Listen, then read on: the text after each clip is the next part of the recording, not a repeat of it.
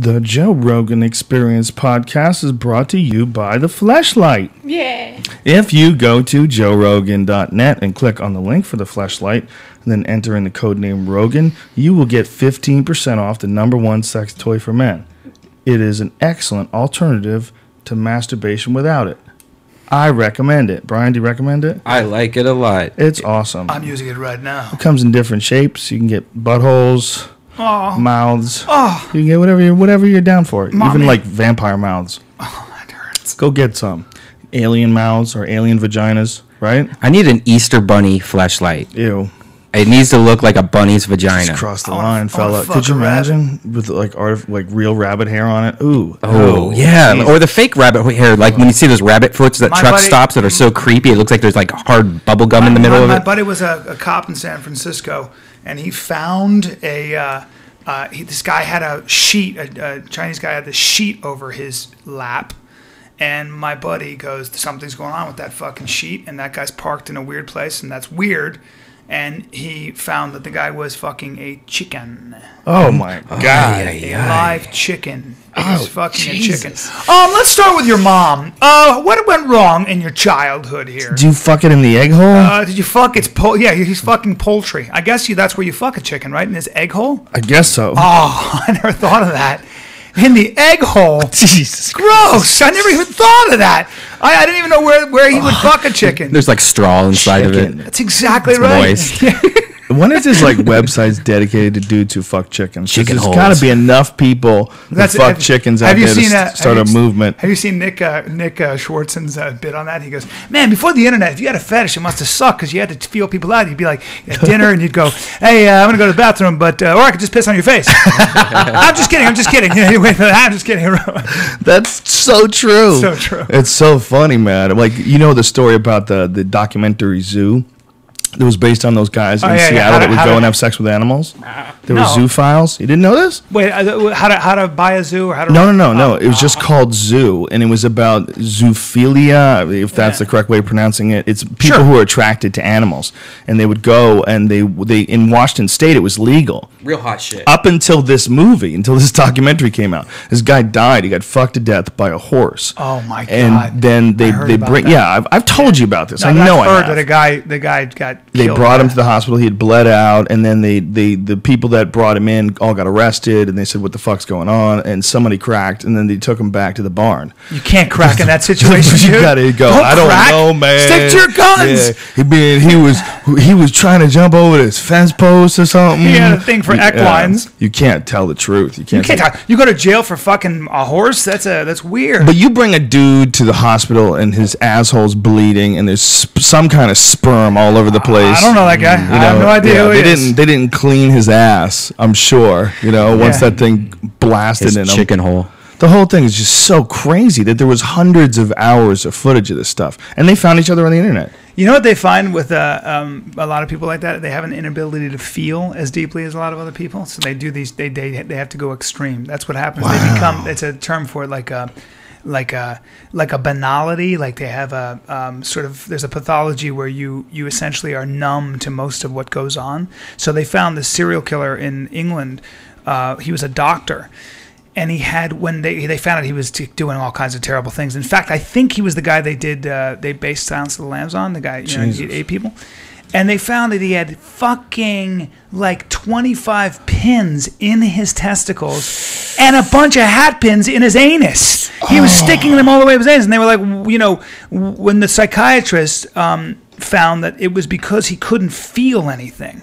And he had to do that just to feel something. Like he always walked around numb. And so the only way to get kind of a rush was to stick, hey, he's a doctor, ladies and gentlemen. Hey, doc, I got a pain in my balls. He was a doctor in England. Jesus Christ. Doctors, Anyway, you don't this need a is doctor still- to get alpha brain, Joe Rogan. We're still doing commercials. Oh, yeah? Oh, Yeah, yeah. this is the beauty of the organic commercial. Anyway, go to joerogan.net, click on the link for the fleshlight, enter in the code name Rogan, 15% off, bitch. Mm-hmm. This is also we're brought to you by Onnit.com. That's ONNIT. Makers of Alpha Brain. Did I ever give you any of that shit? Yes. And did you enjoy that shit? I didn't really feel a big difference, but then again, I don't know. Well, I only took 2 pills. Did just once? You didn't try it for a while? Yeah, just once. You didn't feel anything? You don't know? I mean, it's hard to tell. It's hard to tell. I had a lucid dream, Joe, that somebody broke into my car, and I want to know if I take Shroom Tech, will it help my dreams? Because my car got broken into, and somebody took off with my car, and I ran outside. I'm like, fuck this. I'm not going to chase these. Tech, you think it caused that dream? Yeah, but then I was lazy in my dream. I didn't want to chase like a dream car around. I was like, no, I'm not motivated enough to chase a dream car. But when it comes to if you examine the statement, the efficiency of your brain, so your brain would work more efficiently than otherwise. I would imagine that if I were to put you in a life and death situation, or if I were to put you in a situation that really counted, your brain would work better, or at least on more efficiently, or at least more alertly than would your brain if we were just sitting around shooting the shit, right? So you should play chess in Iraq. That's exactly right. Or when you're playing, you know how those guys play cards and they let a bull loose? Right. You ever seen that? Yes. And the guy who gets up from the table the last Christ is the winner. Yeah. Jesus Christ, that makes my dick hurt just thinking about it. That is the craziest shit in the world. But the reality of consciousness is that we have ebbs and lulls, and we have moments where we can't remember things, and we have, where the fuck did I put my key moments? You have your days where your whatever your connection, whatever the full symbiotic connection of things that's going on to make your mind function works. They think has to do with hormones too, right? So that's when you have definitely when you have an insulin overload, apparently sugar can cause too much sugar can cause sort of what they call clouding of the brain. I never used to believe that sugar is bad for you until as I got older. I started looking like more. I love sugar. I love like delicious like chocolate cake and shit. Yeah, but which is fine once in a while. But if you look at the literature, fucking good for you at all. It's like drinking. It's like getting hammered. There's a guy named Robert Lustig and another guy named Scott Conley, both doctors, and another science writer named Gary Taub, who wrote a couple great books. One is Good Calories, Bad Calories, and another book that was follow up to that book, which is a shorter book called, I think, What Makes Us Fat or Why We Get Fat. And through 20 years of research, and more. And by the way, Barry Sears, who was a scientist over at MIT, who was one of the pioneers in time-release drugs, and he also wrote The Zone. Well, if you look at all their research, and these guys are on a clinical level, and they're looking at what happens to your body. They're trying to measure things like inflammation in the body, which is very difficult to do, but they're doing all these things. What they found is that insulin, which is this mother hormone, is directly related to a lot of health issues, and so when you look at athletes or you look at people trying to be healthy, the idea is to eat foods that keep your insulin somewhat neutral, because that otherwise, when you eat foods that oxidize as sugar, glucose in your system right away, you run into a host of you can measure that there are a host of health problems. And so a guy like Robert Lustig just came out with this long hour and a half speech that he gave somewhere, and Gary Taubes kind of conferred in the New York Times, he said, I think sugar's a toxin. I don't think it's bad for you. I think it's a toxin, which is kind of a radical thing where you go, well, come on, man, So he said, yeah, so the soda you give to your child is doing your child harm. It's not doesn't just rot the kid's teeth. It's doing the child harm, and here are the host of reasons for it. And if you actually look at the literature, and then more importantly, if you look at what athletes are doing, and especially Olympic athletes, or they stay away from sugar for the most part. It's a smart move. Yeah. Staying away from sugar does make your body feel different. There are natural sugars that your body can use, and sometimes your body needs the glycogen, Yeah. But anyway, onnit.com, ONNIT. Yeah, by the way, I don't know where I got my degree. Hey, everybody, listen to Bryan Callen. Yeah, I'm talking about sugar, by the way. Listen to Bryan Callen. There's probably there's a lot of fact to it. Pepper, I know it's not good for you. We have Alpha Brain, which is the cognitive enhancing supplement, and then there's also Shroom Tech. And Shroom Tech comes in two forms. It comes in Shroom Tech Sport, which I don't recommend unless you're like a real serious workout fiend. Would that have helped me in my dream, though? Would I don't know. Maybe chased that car and been able to catch that burglar? Maybe you would have had some extra endurance in your dream if you were on Shroom Tech. Imagine if there was some shit that you could take that could specifically charge your dreams in a certain direction. Shroom Brain. You know what? One of the things in Alpha Brain that they believe is making people have such vivid dreams is B6. Yeah. Apparently, vitamin B6 gives you some pretty fucking vivid dreams. Really? And that's in Alpha Brain as well. They should call it Alpha Tech. But if you're having vivid dreams, doesn't that mean you're getting REM sleep, which is the sleep you need? Not necessarily. I mean, yeah, you need REM sleep, but I believe there's a deeper cycle than REM sleep. I don't believe REM is like the deepest cycle of sleep. But when you dream, isn't that when you're having? But that's in REM sleep. Oh, okay. Yeah. As far as they can, I mean, who knows? You might dream in the deepest states as well. They just can't figure it out.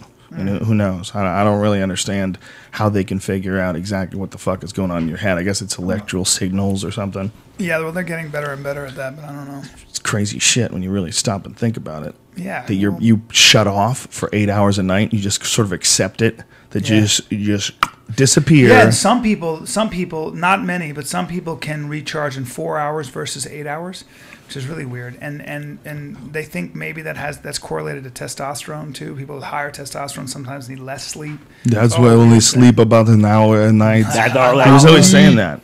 Arnold was always saying that. Really? Yeah, I only sleep a few hours a night. Why would you want to do That's any the best. more? Because he's just That's the best. That's the just best. up fucking all the time. I have no time for sleeping. Your register is about where it Look should at my be. watch. It says time to give someone dick. Anyway, There's the maid. as we say with all of our products at onit.com, what else did I leave out? Oh, New Mood, which is the 5-HTP supplement, 5-HTP and L-tryptophan. There's a bunch of other things in it as well, and it gives you a nice little serotonin boost. And the Shroom Tech Immune this is the new one. And as far as I understand it, the way it works is that it's a different mushroom, and this mushroom gives your body the impression that it's under attack by like a bug, like a cold or something like that. So your immune system fires up for an attack that never comes. That's cool. So it just boosts your immune system up. Yeah. It's called Shroom Tech Immune. Anyway, and as I say with all of these things, the ingredients are available on onnit.com. Go to ONNIT. And if you think it costs too much money, if you have any sort of argument about pricing, go buy it in the cheapest form, steal the ingredient list, and make it yourself. You can do it, and you probably will save money. And good luck to you. I would be... the most important thing is I don't want anybody buying anything that doesn't want to buy anything. If you don't want to, that's totally cool. If you buy it and you don't like it, you get 100% money back. So it couldn't be any possibly fair. Like, you don't even have to return the product. If you don't like it, if you try any of this stuff and it doesn't work, just say it doesn't work, I want my money back. Boom. It's that simple. I could have bought a lemon.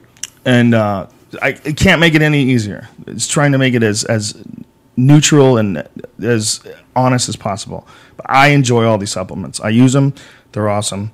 And go to joerogan.net, click on the link for Alpha Brain, enter in the code name Rogan, and you will get 10% off. Or not, or don't even buy it. And your own podcast. And here's my podcast ready to start right now. Hit it. That wasn't really The Joe Rogan Experience. Train by day, Joe Rogan podcast by night, all day.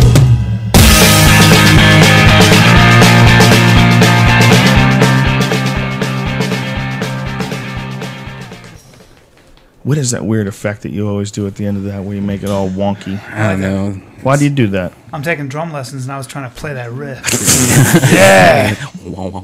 Dudes that would play drums at at a diner, and be like serious about it. How about the guy that would bring his drumsticks places? The greatest. And stick him in his back pocket Yeah. with a Brody bandana. Stevens. Just play with his It's got drumsticks. drumming in my blood. Well, Brody would do it, but on stage. Brody's a really good drummer. He Yeah. is. But you carry those sticks around all the time. Part of his act. Yeah. Brody would get up on stage and have put chairs up there and do like a fucking drum show. I've been in the band. I'm in. You know that. I'm an honorary member of Don Barris's air band. Well, I didn't know that there was a whole Don Barris air band. There's a whole Dude, band. it's great. called the Barris Kennedy Overdrive. First of all, second of all, I play 32 different air instruments.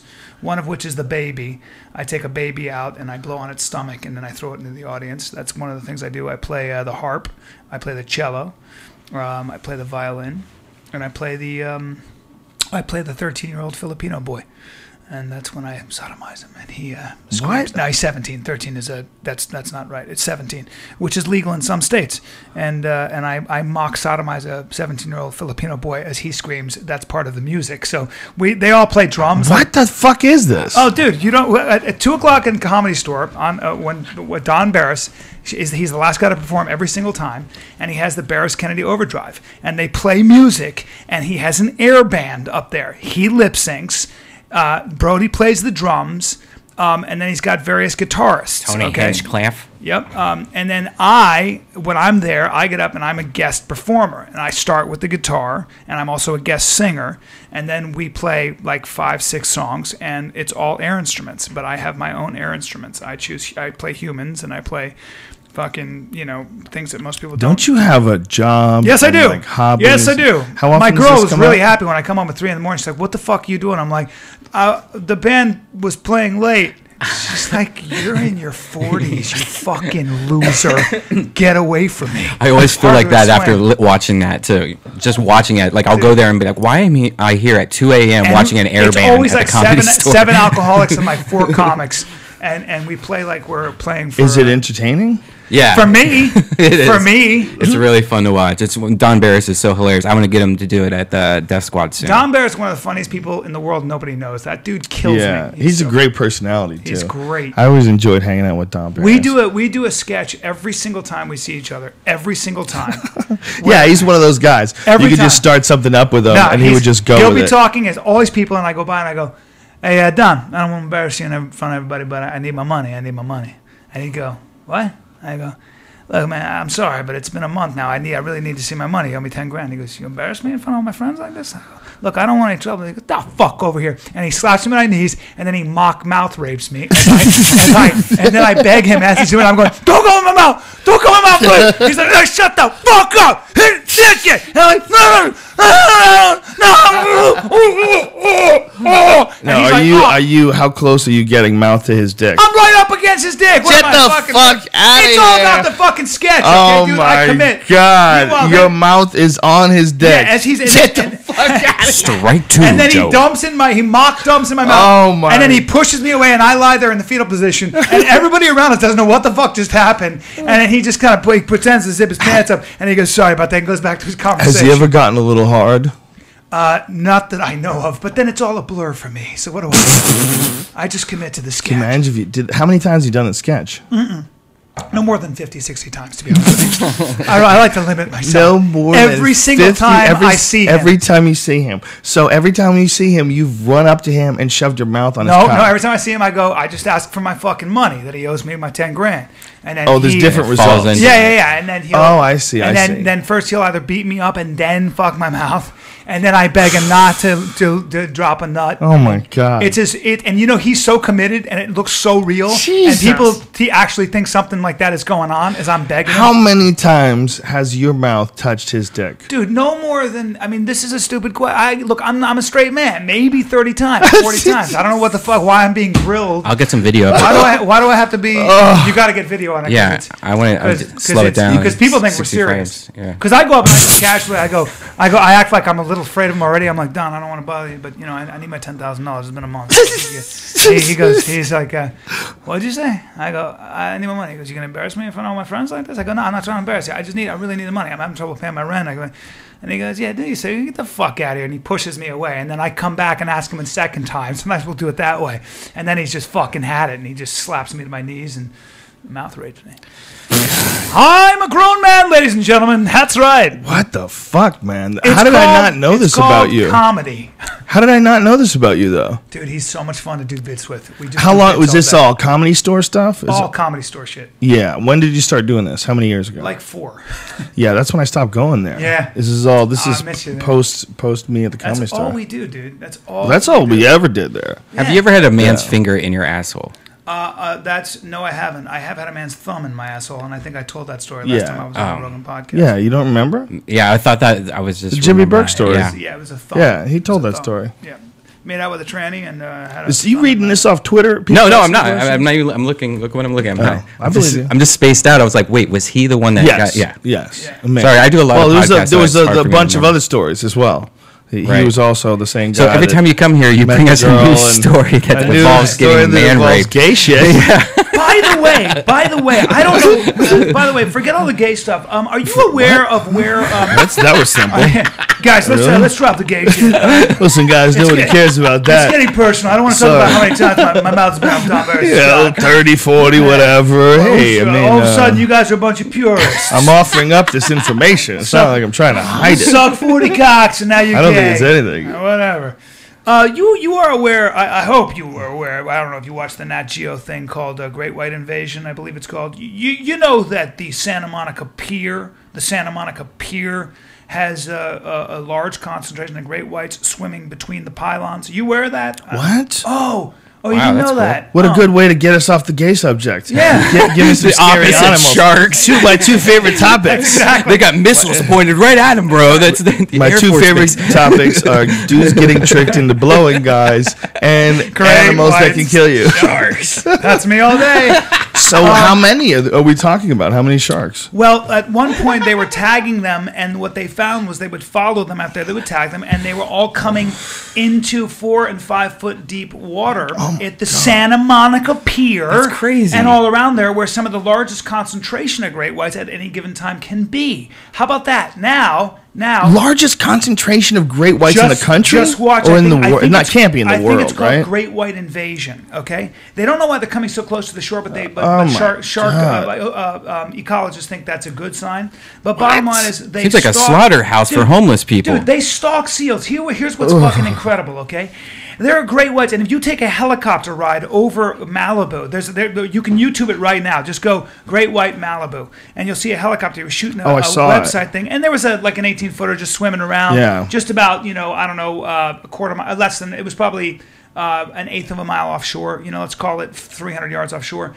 That shit happens all day. And by the way, they are eating seals all the time. Surfers are always in the water. They know you're in the water, and they don't fucking bite you because it's got to be the perfect storm. Oh Jesus! Yeah. What the fuck ever? Right, Whatever. dude. It's got to be the perfect storm. Exactly. It's called an 18-foot fish that'll bite you. That takes 100-pound bites. Hey, guess one that what? freaked me out the most. I go into the water up to my ankle. That's what I do. My feet stay white. My body's bronze. I went in Hawaii last summer, and I freaked out a little bit while I was in there. I was snorkeling, and I was like, "What am I doing? I'm gonna be one of my own jokes. I'm gonna get eaten by something." It's funny. fucking stupid. Dude, stupid I was to be down. down I was here. down in West Palm Beach, and I was staying at this place called the Amphi. This great, really great resort. And I asked one of the guys. He was parasailing, and I go, "Any sharks out there?" And he goes, "Oh yeah, dude." He goes, "Oh yeah. Oh no, there are times, certain times of the year they put flags up, purple flags. You can't swim because the bull sharks, they're all migrating this way. And then you got the spinners, and they'll bite your hand and feet." I was like, "What? What are you talking about?" He goes, "Oh yeah, dude. They're all over the place. He goes, "I don't know why people swim in this water. They're crazy because I'm always kite surfing, and I stay on my kite surf, dude." Meanwhile, check out how many shark attacks there have been in Palm Beach. There was one summer there were like 8 shark attacks. Yeah. Like biting your leg off, bull sharks. Well, the bull sharks are so crazy; they'll go way inshore. They'll go into fresh water. That's exactly right. They can survive 200 in fresh water. 200 miles up the Mississippi. Yeah, they found them near Illinois. Yeah. In fresh water. Fucking sharks, man. Well, you know the story that inspired Jaws. Yeah. That was based on a river attack in New Jersey. It was based on one summer where these bull sharks were jacking people in a river. Yeah. It wasn't a great white. No, they went great white for Hollywood. When Peter Benchley turned it into a bull sharks. But I'm pretty sure that's what it was inspired by. I remember it was like this aberration where they were being, Yeah, they'll go. They found them way far upriver, man. There was one of those Monster Quest shows where they had freshwater sharks. One of them was the reality. That was a fun fucking show, even though they never found any monsters. That's the point of that show. They got me every week. They actually even piranhas don't eat you. I always thought if you jumped in the water with piranhas, you got eaten. If you're living, they swim away from you. They don't eat you. The only time a piranha will actually eat you is when they're starving in little mud pools when you put your hand in there and they haven't eaten. They've eaten everything else there and they're starving. They'll bite your hand. Or if you look sick, they'll eat each other. Actually, they even put a duck in there with a live duck with a bunch of piranhas. Piranhas swam away. I used to have piranhas. Yeah. Yeah, don't listen to that nonsense. Yeah, let me tell you something. I remember that. They'll eat anything. Didn't you have it was Those called Death Row? Monsters. You had the goldfish on the other side and you called it Death Row. Yeah, that's Death Row. I had 2 tanks. I had a tank filled with piranhas and then a tank filled with goldfish. And they had to swim around. The goldfish would just swim looking at their at what they were going to be. Their future. Yeah, their future. They would fuck those goldfish up. It was wild to see, man. Yeah, they'll eat fish, I guess. Really wild to see. They don't just eat fish, bro. Well, They'll eat anything. There's videos of them. I never fed them anything other than goldfish. Yeah. I mean, that's just what they're natural. It's natural for them to eat fish. But I got tired of it. It's too creepy. Yeah. I mean, it's like it is a part of the food chain and everything, and it's life, and it's natural, and it's just the way it works out in the wild. Yeah. I mean, animals eat animals, and that's just the way it goes. Right. But there's something about just watching this slaughter, every couple of days in my house. Put a it got a little fucking morose, I man. had a Burmese python, and I used to have a feed at rats. And you have to stun the rats. You take them by the tail and you throw them against the wall. Oh, dude! I just felt bad after a while. I was like, I got to kill this great. Rats are kind of cool. Yeah, because you can't just let it in there, otherwise a rat will fight back, right? Yeah, and then sometimes a snake gets bit. But here's the other thing. Snakes are fucking boring. Okay, how about that? Yeah. They just sit there and I guess they slither. They're creeps. I'd rather have a rat than a snake. Burmese pythons are fucking mean. Mine got to be 8 feet long, and the thing was like, you would try to bite you every time you stick your hand in there. I was like, keep this fucking thing. Yeah, those are creeps. Those are monsters, man. They're monsters that get used to you touching them. Yeah, they don't give a fuck about you. It's called a reptile. Yeah, they never give a fuck about you. No, they don't give a fuck about you. Yeah, people are weird, man, with their connections. Reptiles. Hey, you know that? How about that guy who swims with? He's got a Costa Rican crocodile, 17 feet long, and raised it from a baby and swims with it. I've seen that crazy animal. That's the craziest shit in the world I've ever seen. It's nuts. That's a fucking Costa Rican crocodile, giant, 17 feet, and he those swims are saltwater crocodiles, right? Yeah, those are the big ones. Those are the brackish water. They will eat you. Jesus fucking Christ! Now I don't believe you could do that. Costa Rican crocodiles, and I've done the research. They are way more timid than most crocodiles. A Nile crocodile, you couldn't do it with. There's no fucking way, because you are as tasty to a Nile crocodile as any food source they have. It's because Costa Rica is so beautiful. Even the crocodiles are chill. Even the crocs are chill. That's hilarious. That's exactly what it is. That's nuts. They're actually a little shy. They're shy crocodiles. Yeah. What the fuck? Whereas good luck with a fucking Nile crocodile. Good luck raising that thing. It's amazing that there's animals like that essentially serve. I mean, they must have survived that big asteroid impact that killed the dinosaurs. Yeah. The Yucatan one. Yeah. They must have. They had to have. They're older than dinosaurs. That, right? They're older than that, right? Aren't they they're like virtually unchanged for like more than 100 million years. Well, when they found that, they found this one skeleton of this huge crocodile where the skull itself was 6 feet long. Yeah, I heard about that one. And it was basically, if you look at the anatomy of the animal, it was no different than a real crocodile. It was just a giant one. Yeah. Back then animals were huge that it had to eat too. Yeah, an ambush predator. The zoologist. I just did a radio show, and the zoologist was on the show in fucking Fort Lauderdale, right?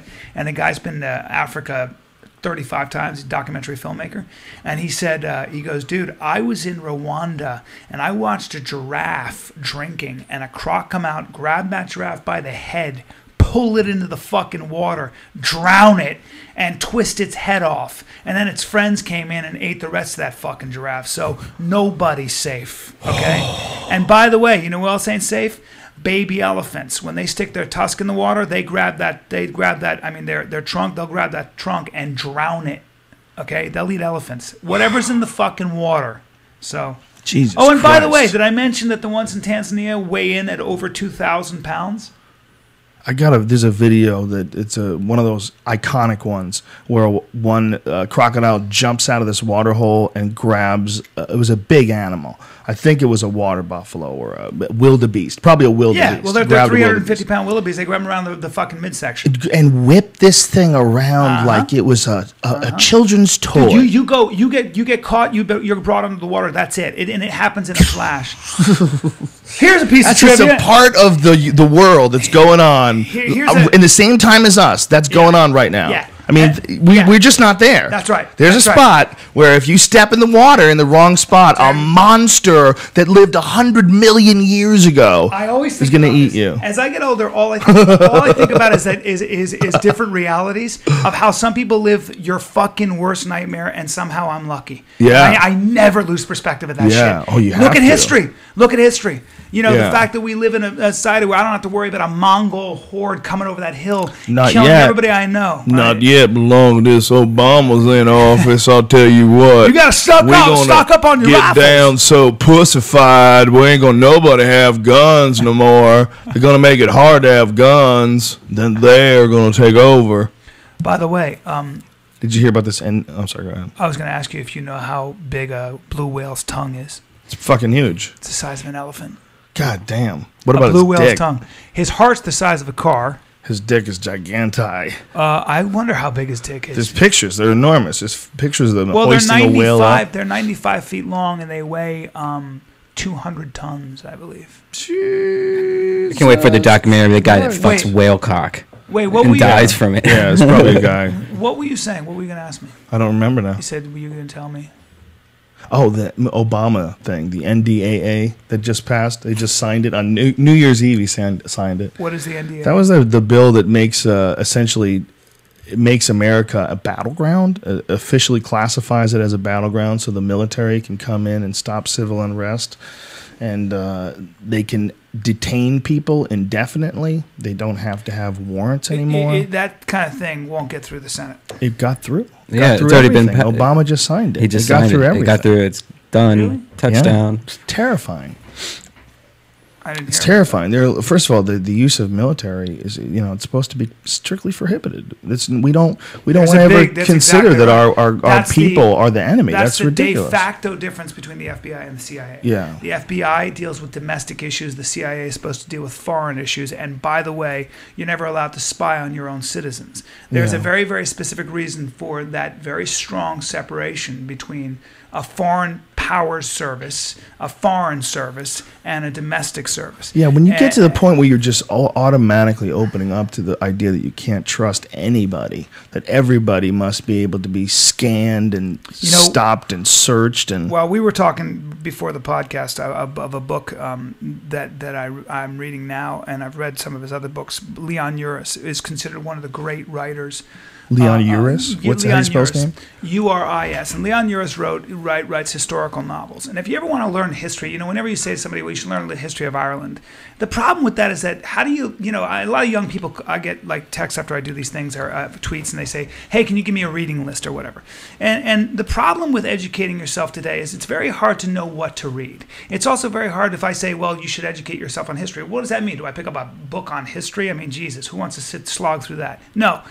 If you want to learn about history, if you want to learn about a history of the Middle East, you want to learn a history of Ireland, you want to learn a history of the founding of the State of Israel, which I'm reading now, a book called Exodus. If you want to learn about Ireland, read a book called Trinity. If you want to learn about the Arab world, the Middle East, read the Hajj.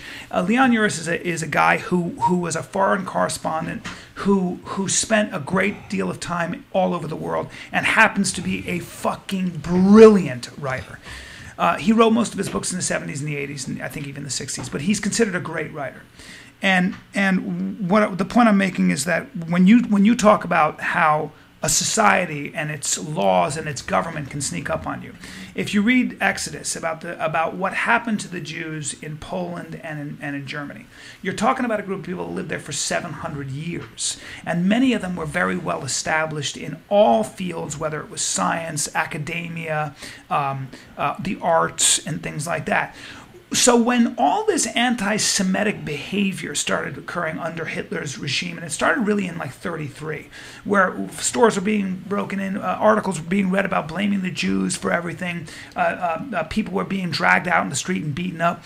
If the majority of the Jewish people who were established in those societies were like, look, I go back generations. I'm a German. I'm as much a Jew as I am a German. And by the way, I've written several books, and my roots are in this society. If you ever told any of them that, well, your government's going to come round up all of you, and I'm going to give you some numbers in a second, and they're going to kill everybody you know, and worse, they're going to gas, torture, and starve them all in a systematic way in concentration camps.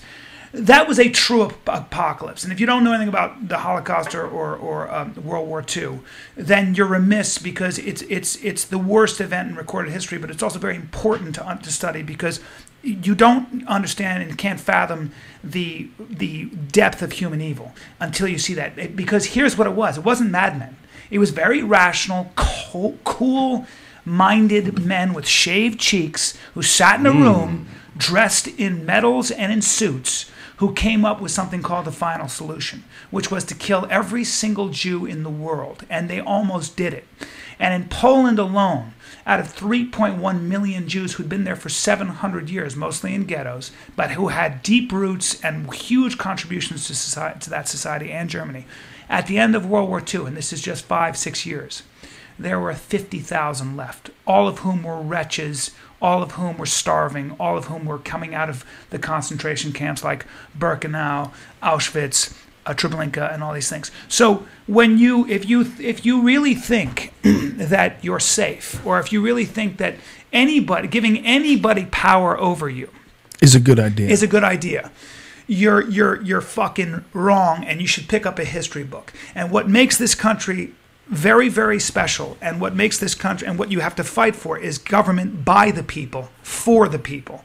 And that's very easy to forget. And even George Washington said, you got to be careful, because people will invent laws to take their own power away from them. That's what George Washington said. And it is very human. And if you look at anybody in power, I don't care if it's Republican or Democrat.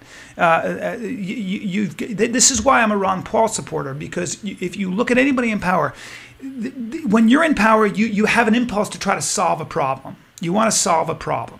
And the only way to do that, government does what? It passes laws, and it grows, and it taxes. Those are taxing and passing laws are two coercive measures. That's what they do. It's just, and you do need some laws, you do need some taxation. Let's be honest. But when you have a central authority like that, the big question for anyone is, who is going to govern the governor? Who is watching the governor? That's the central question of political science. Who is going to govern? Because it has to be. You can't have someone who be on reproach. And the answer is who? The people. That's the answer. Right. And it just and they're choking that out on a daily basis. Choking that out slowly. And this is the biggest enemy, and you have to be on guard of that all the time. And by the way, it always is under good auspices. It's always any society. My God, even the Nazis, for God's sake. Even the Nazis, that monstrous machine, defined what they were doing along what they would consider moral grounds. Hitler was trying to, quote unquote, solve the Jewish problem, etc.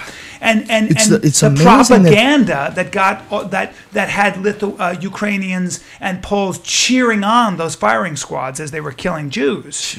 That's what happens. You can poison an entire mindset. So it's amazing that it's within our grasp historically. Like, we can see things, we can have photos and video, because things like this have happened. This is and a they're thing, worse than you can imagine. Yeah. And as you read Exodus, and I studied Nazi Germany, it was my area of focus in college, but if you read that book, and he brings it down to such a personal level, it is the unthinkable and it's the unspeakable. And it's almost like it was the first event of that magnitude, a horrific event of that magnitude, where, air travel had just become like a sort of a big player in the way the world functioned. That's right. Because people could fly over you and drop shit on you. That's right. Things changed very quickly. They accelerated very quickly. And it's just amazing that it's all within our capability of recording it and watching it. That's right, but here's the big difference too. Back then, nobody was watching it. Nobody was seeing what was going on in the Russian countryside. Hitler said, "I want to get rid of." Hitler said, "I want to make part of the Russian countryside habitable for Germans." And so what he said is, we have to just get rid of all the Bolsheviks. Let's just kill everybody who's there. Just empty the villages of people. So what they would do is they would have these soldiers come in, and they would dig these huge mass pits and shoot everybody into the pits. Oh my! That's how bad it was. And so at the end of World War II, there were 50 million people dead. How do you get that many people to do that? How does that happen? What is the? That's a very good question. Let me put it this way. And I believe these are the numbers. By the 1943 in Birkenau, which was about a mile away from Auschwitz. So I'm saying Auschwitz. In Auschwitz, let's call it Auschwitz. They were probably killing close to 40,000 people a day. And the way they would do it is this. What they found was that when they brought people in, and they... Is this at a peak? Or is this a constant, steady stream for a long time? Yes, that's why they were able to kill 6 million Jews. And look, and let me explain something to you.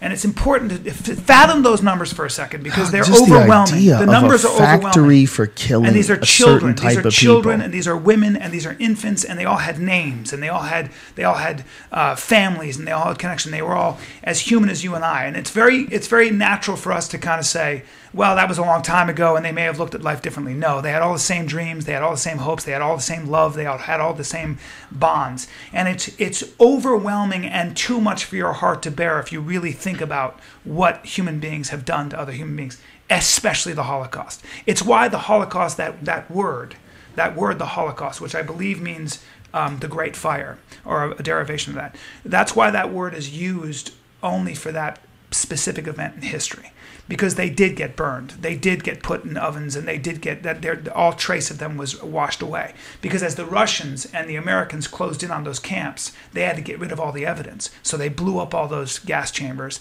They burned the bodies. They crushed the skulls, and they would use other Jews to do it. They would make you do it. So you'd be 14 unloading bodies out of a fucking.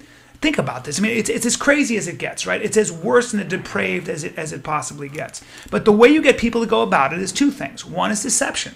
One is, and human beings have always done it, and I'll explain why we're living in a world where it's harder to do, but what you do is just misinformation, propaganda. You say, hey, guess who's causing all your financial problems?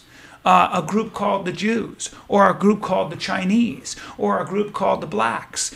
And by the way, they also kill their own kids, and they're subhuman. And you take young men who have no education, or have been educated specifically, and they're full of fire, and what they go to war for is to protect what they consider their way of life. See, I don't think people go to war for hatred. I think people go to war because they're in love with their way of life, and they're trying to protect their families. They're trying to protect their way of life. And that's how you create a real soldier and a dedicated patriot. You create a sense of misinformation. And young men who are 18 and 19 are not asking questions. They're trying to be a hero. And if it means having to kill all those bad guys over there, and even their kids and their women, well, their kids and their women are kind of subhuman. You always create a subhuman context for the enemy. And that's what. But the good news in 2011 is that is becoming harder and harder to do because of the internet, and we're all getting closer and closer together. And it's easier to kind of empathize with somebody when you see them suffering, when videotape doesn't lie.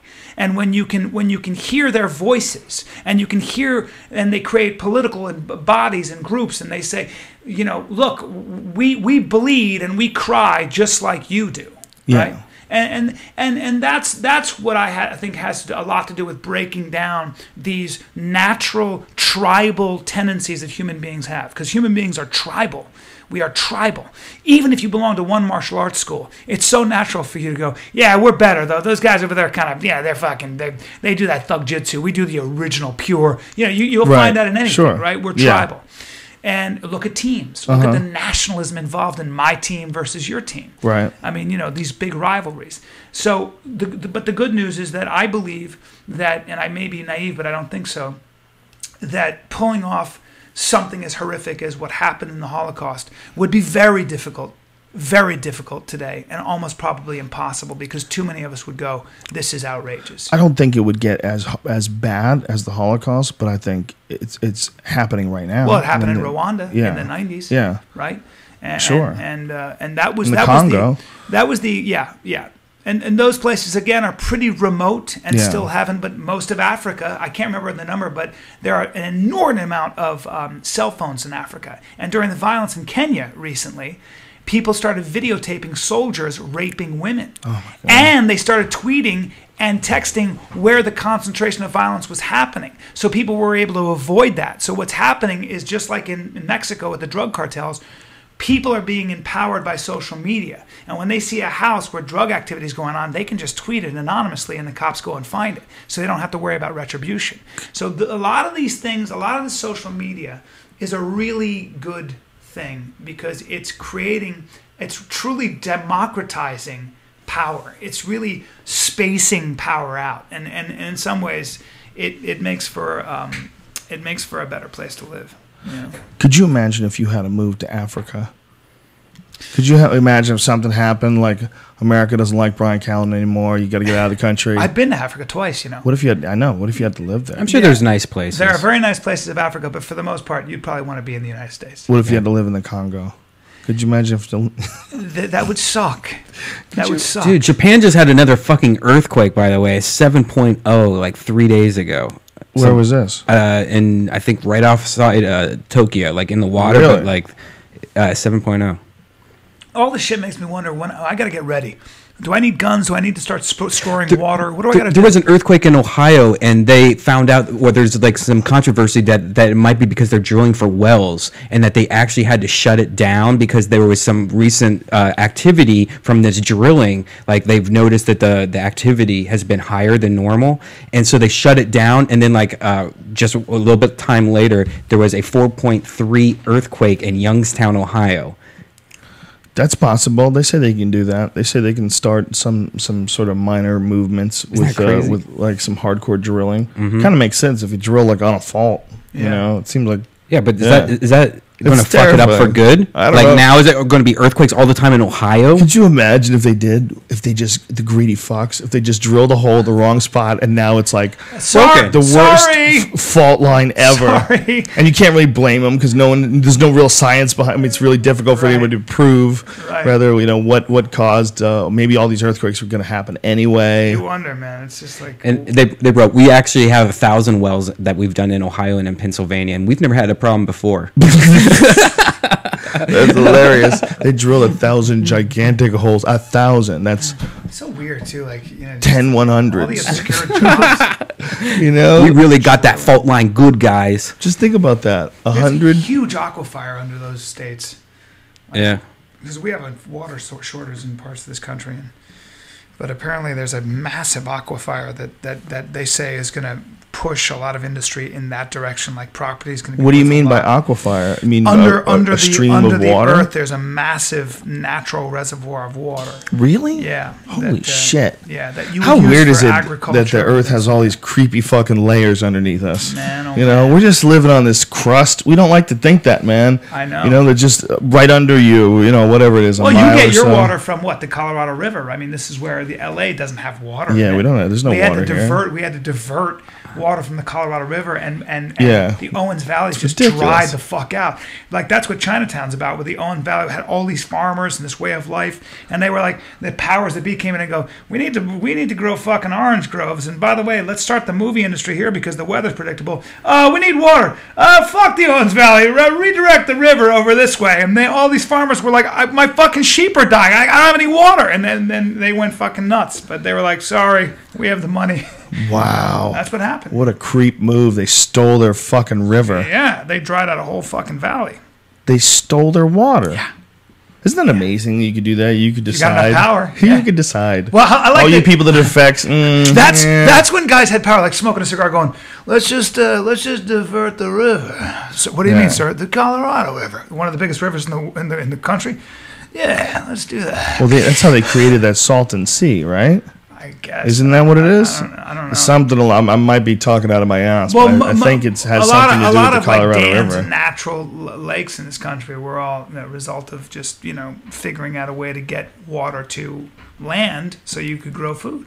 Yeah, LA is really a ridiculous place to live. Yeah. It's a fucking desert. Yeah, It's so stupid. It is. But as long as Our water could get taken away at any time, and we're just like, oh, yeah, but fucking it's hopefully it doesn't 73 happen. degrees and breezy all the time. It was 93 when I got Yeah, here. but I'm Yeah. down by the beach, so it's always really nice. Today was 85 degrees out here. It was 93 when I was driving. Jesus, that's insane. I like it. It's beautiful. I love the It's in heat. January. I love the heat, man. It's a lot better than fucking freezing your ass off. And I'll tell you what, it's a lot better than black ice and dealing with all the You know, worries. from Boston, I went to that high ice. school up there. Scary, dude. The winter times driving is scary. Dude, I remember going to high school up in New England, and I would my nostrils, the mucus in my nostrils would freeze walking from to breakfast. I'll be doing been that on- next Thursday, Joe. I've been on the highway before and watched it rain and watched the rain just sort of start sticking to your Yeah. windshield. You're like, what the fuck is going on here? The Yeah. rain was like just beginning to turn into ice. Look like Christmas. It was just beginning to become icy rain, and then the entire road became a skating rink.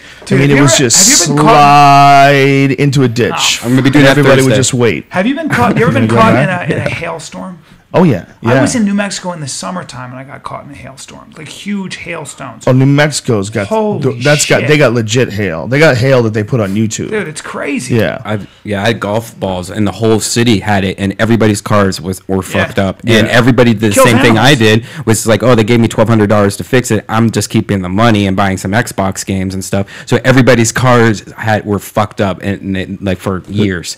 Their dogs got jacked. People's dogs got fucked up. Yeah, Yeah, they get killed. There's one video that I watched. This kid put a video up of it starting, and he didn't know how bad it was going to get because it was so crazy. He was like, "Oh my god, this hail is so bad, we had to film it." So he's filming it in his backyard, and it's coming down, man. You're watching it, but then as he's filming it, it just turns into the preposterous. It turns into the end of time.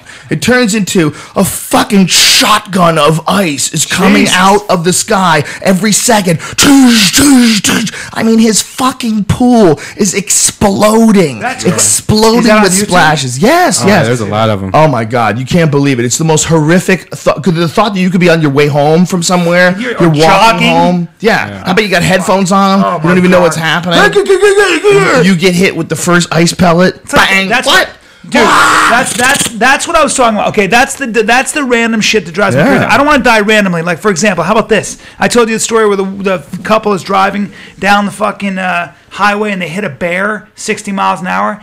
Bear goes flying into the other lane and kills the people coming this way through their windshield. Flying bear. Died by flying fucking bear. Wow. Oh my. That's annoying. Can't bear-proof your windshield, okay? Did it happen in West Hollywood?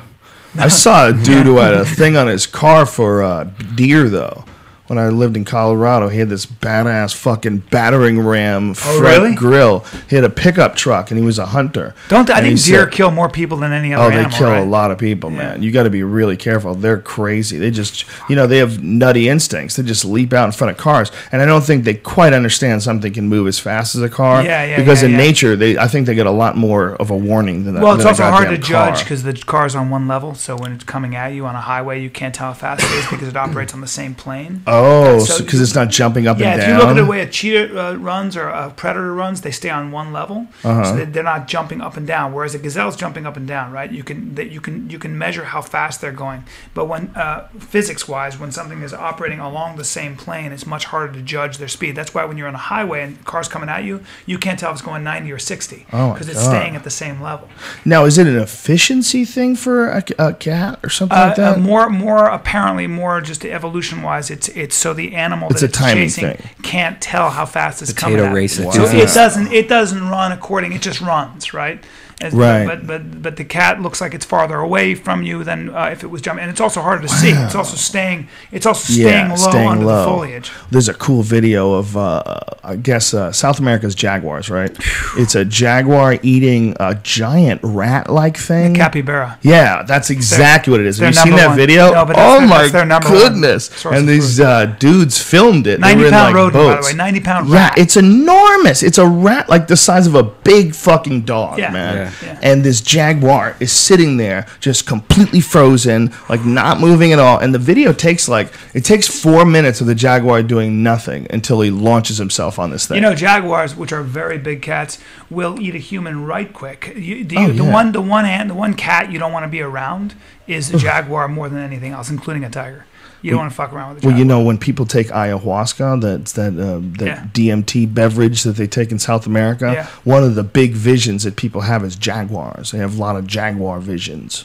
Dude, my buddy works for the Secret Service, and they get calls all the time because sometimes they'll get their foreign service guys who'll go in and they'll fucking take they try to mix in with the locals and they'll take drugs and then they'll just end up in the middle of the fucking Amazon or the Congo and they have to get a search team to go find them because they took some fucking drug, and there are several stories like that. Or how about this?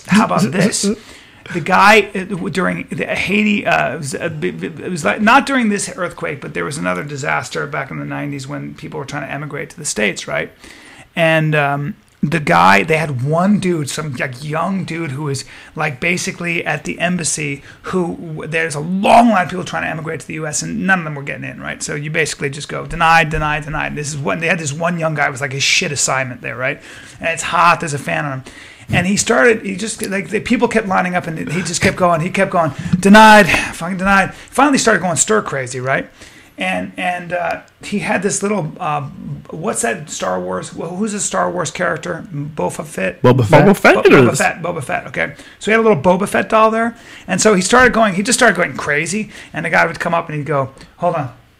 Sorry, Boba Fett says denied. Sorry, and he starts doing that. That sounds like The Beaver. That's like Mel Gibson's movie. Okay, well, so he starts going. Boba Fett says no, right? Right. Denied. all of a sudden, the people started giving him Boba Fett offerings. Okay, so like a week later, Boba Fett has a fucking pile of everything from food to cigarettes, like a whole mountain, like right here. Okay, Then a black market starts developing over Boba Fett dolls, Boba Fett costumes, and people started coming up with Boba Fett costumes and dolls and stuff, trying to get in because they thought that was kind of who you had to talk to. They figured this guy's obviously talking to Boba Fett, and he's a Boba Fett fanatic, so we should show allegiance to Boba Fett. So people were coming in dressed like Boba Fett, and the U.S. Embassy had to be like, all right, we got to fucking stop this. Take that fucking doll out of here right fucking now. And this whole, because the guy was like, hee hee hee, ha, yes, more money, yes, thank you very much. And Boba Fett says, no, I'm sorry. And the guy'd be dressed like Boba Fett, like, what the fuck? It's amazing that guy got so far. Yeah. That just shows you. That was a story. That was a story that this guy, who was this foreign service guy, told me about. That's by the way, my other buddy hilarious. came to visit me. I can't say his name, but he's a CIA guy. Or something like that. I don't know what he does, but I know he's been in Iraq for 10 years and Afghanistan. He was telling me about that fucking, the waste that goes on. How about this? In Iraq, it's a desert, right? They spent $100,000 importing sand for volleyball courts.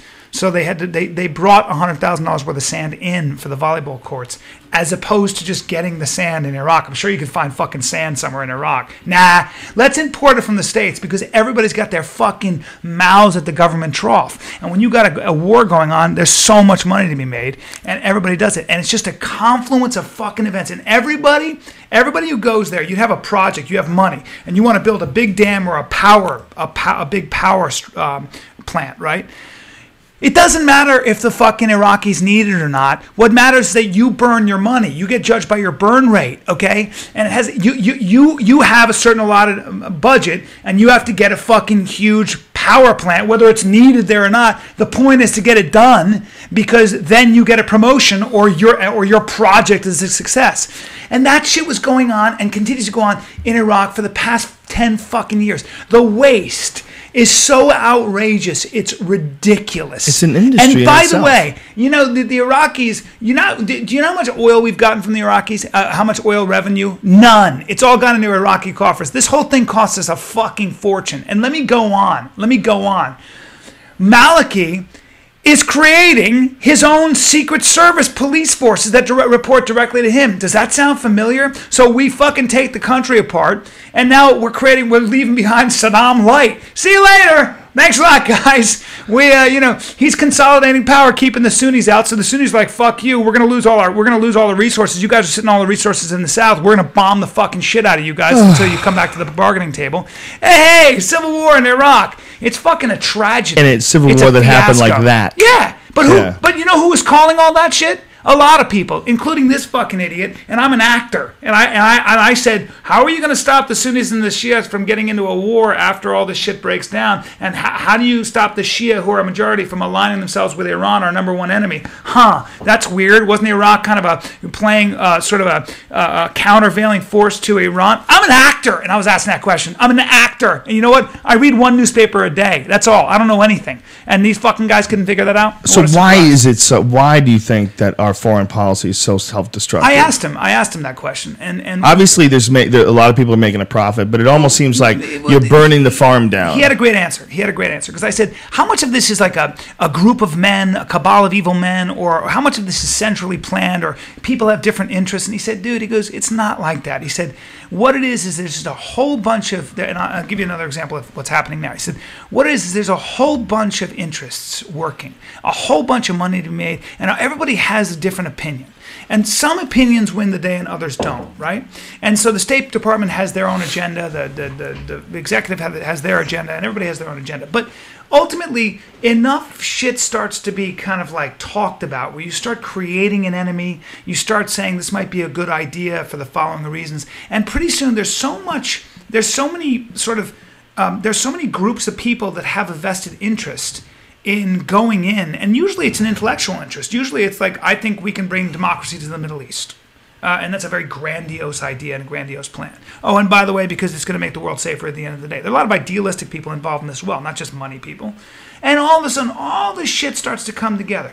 And before you know it, you're fucking on your way to war. And the way he described it made a lot of sense. It's like a tidal wave. It's like starts as a snowball, and before you know, you got a fucking massive tsunami on your hands of just momentum. And there's just so many interests and there's so much movement in one direction that what are you going to do then? Call it off? No.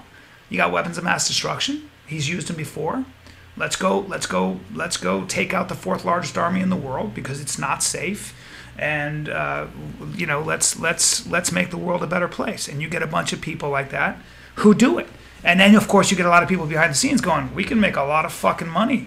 Boeing, Lockheed, Raytheon saying, dude, they're going to need a lot of weapon systems. They're not going to need them, but we can sell them to them. It's an amazing thing, too, that once that money starts coming in just billion-dollar contract after billion-dollar contract. I mean, the amount of money, the defense contractors, Halliburton, the cleanup people, all the different people, I mean, the amount of money is insane. Try asking them to cut it off. Dude, how about this? Well, not only that, $11 billion. We have an $11 billion arms deal with Iraq right now, okay? And it's about to go through. But here's the thing. Can't give Iran the arms because Maliki is not agreeing to the terms we set for him, which was you have to share power with the Sunnis because we don't want a civil war there, and we have a lot of American interest already in Iraq. Okay, there's a lot of American companies making money. Now, here's the thing.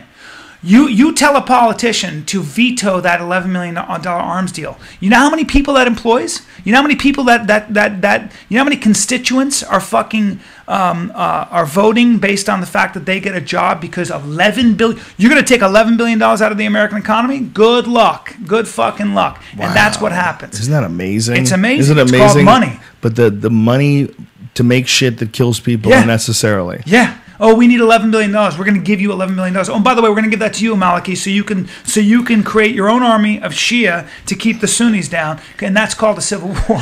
Without the military-industrial complex, how much less war would there be? I don't know the answer. I don't know. It's an interesting answer. I don't think it's war that you would stop.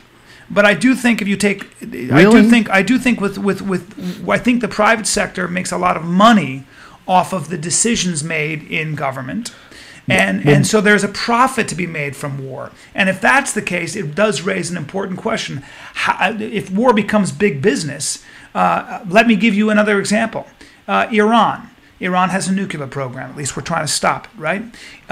We did sell bunker buster bombs to Israel about 3 years ago.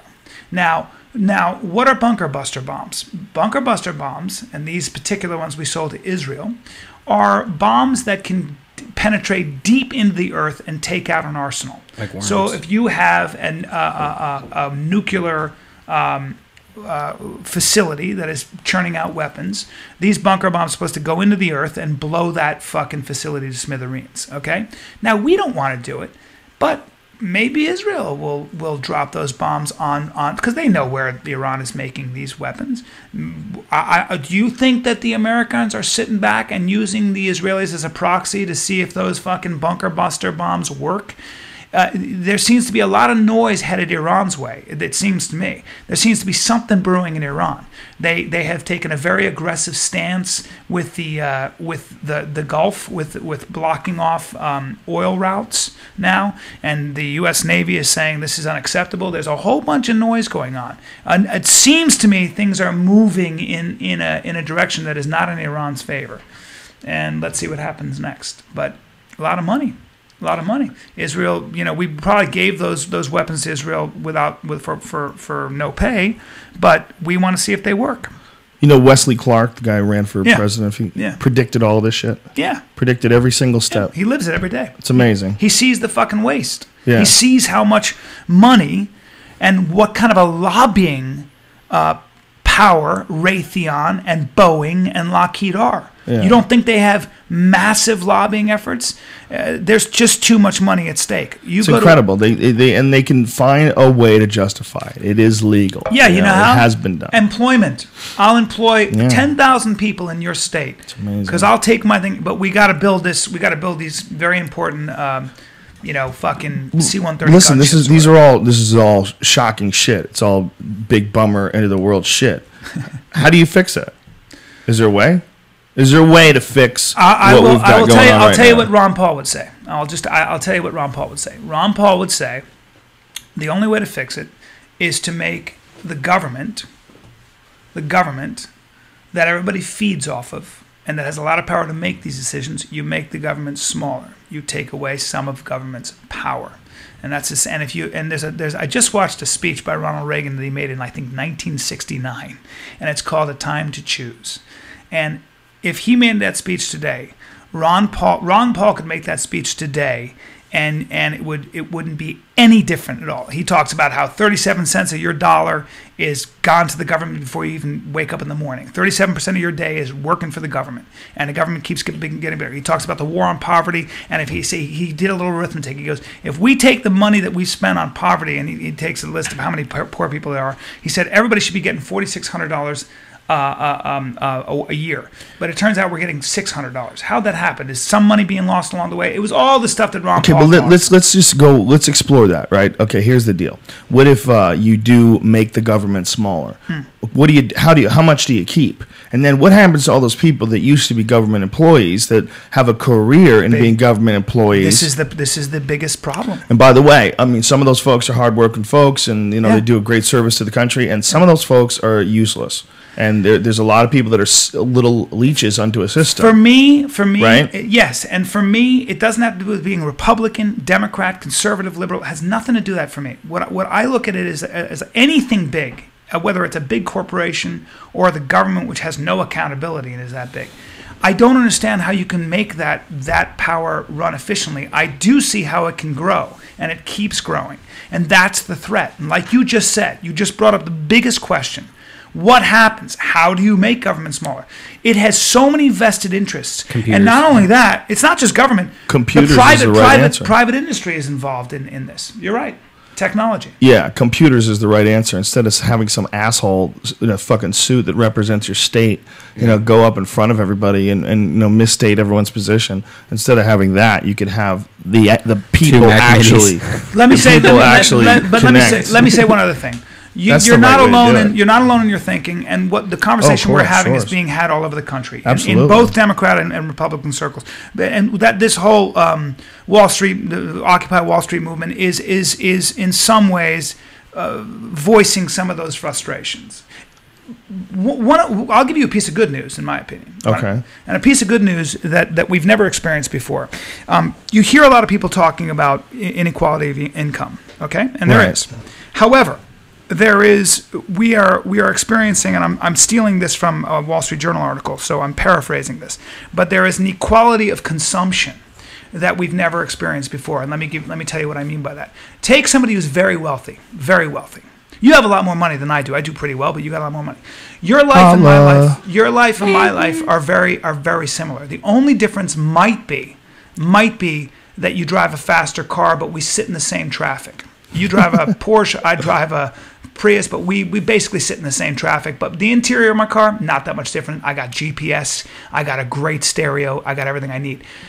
You wear the same clothing I do. I guess you could wear Armani and Versace. You never would, and the rest of that is fluff. We eat the same amount of food. And if you look at most people, and I'm talking about the middle class in this country, including people who are struggling for money and stuff, most people, the average amount for a wedding spent in this country is somewhere around $26,000 a year. I mean, $26,000. That's a lot of money. So what we have now is an economy where very rich people invent something. Say it's an application or a computer or something that we all use. Okay, but they don't make any money unless they can generate mass consumption of that product.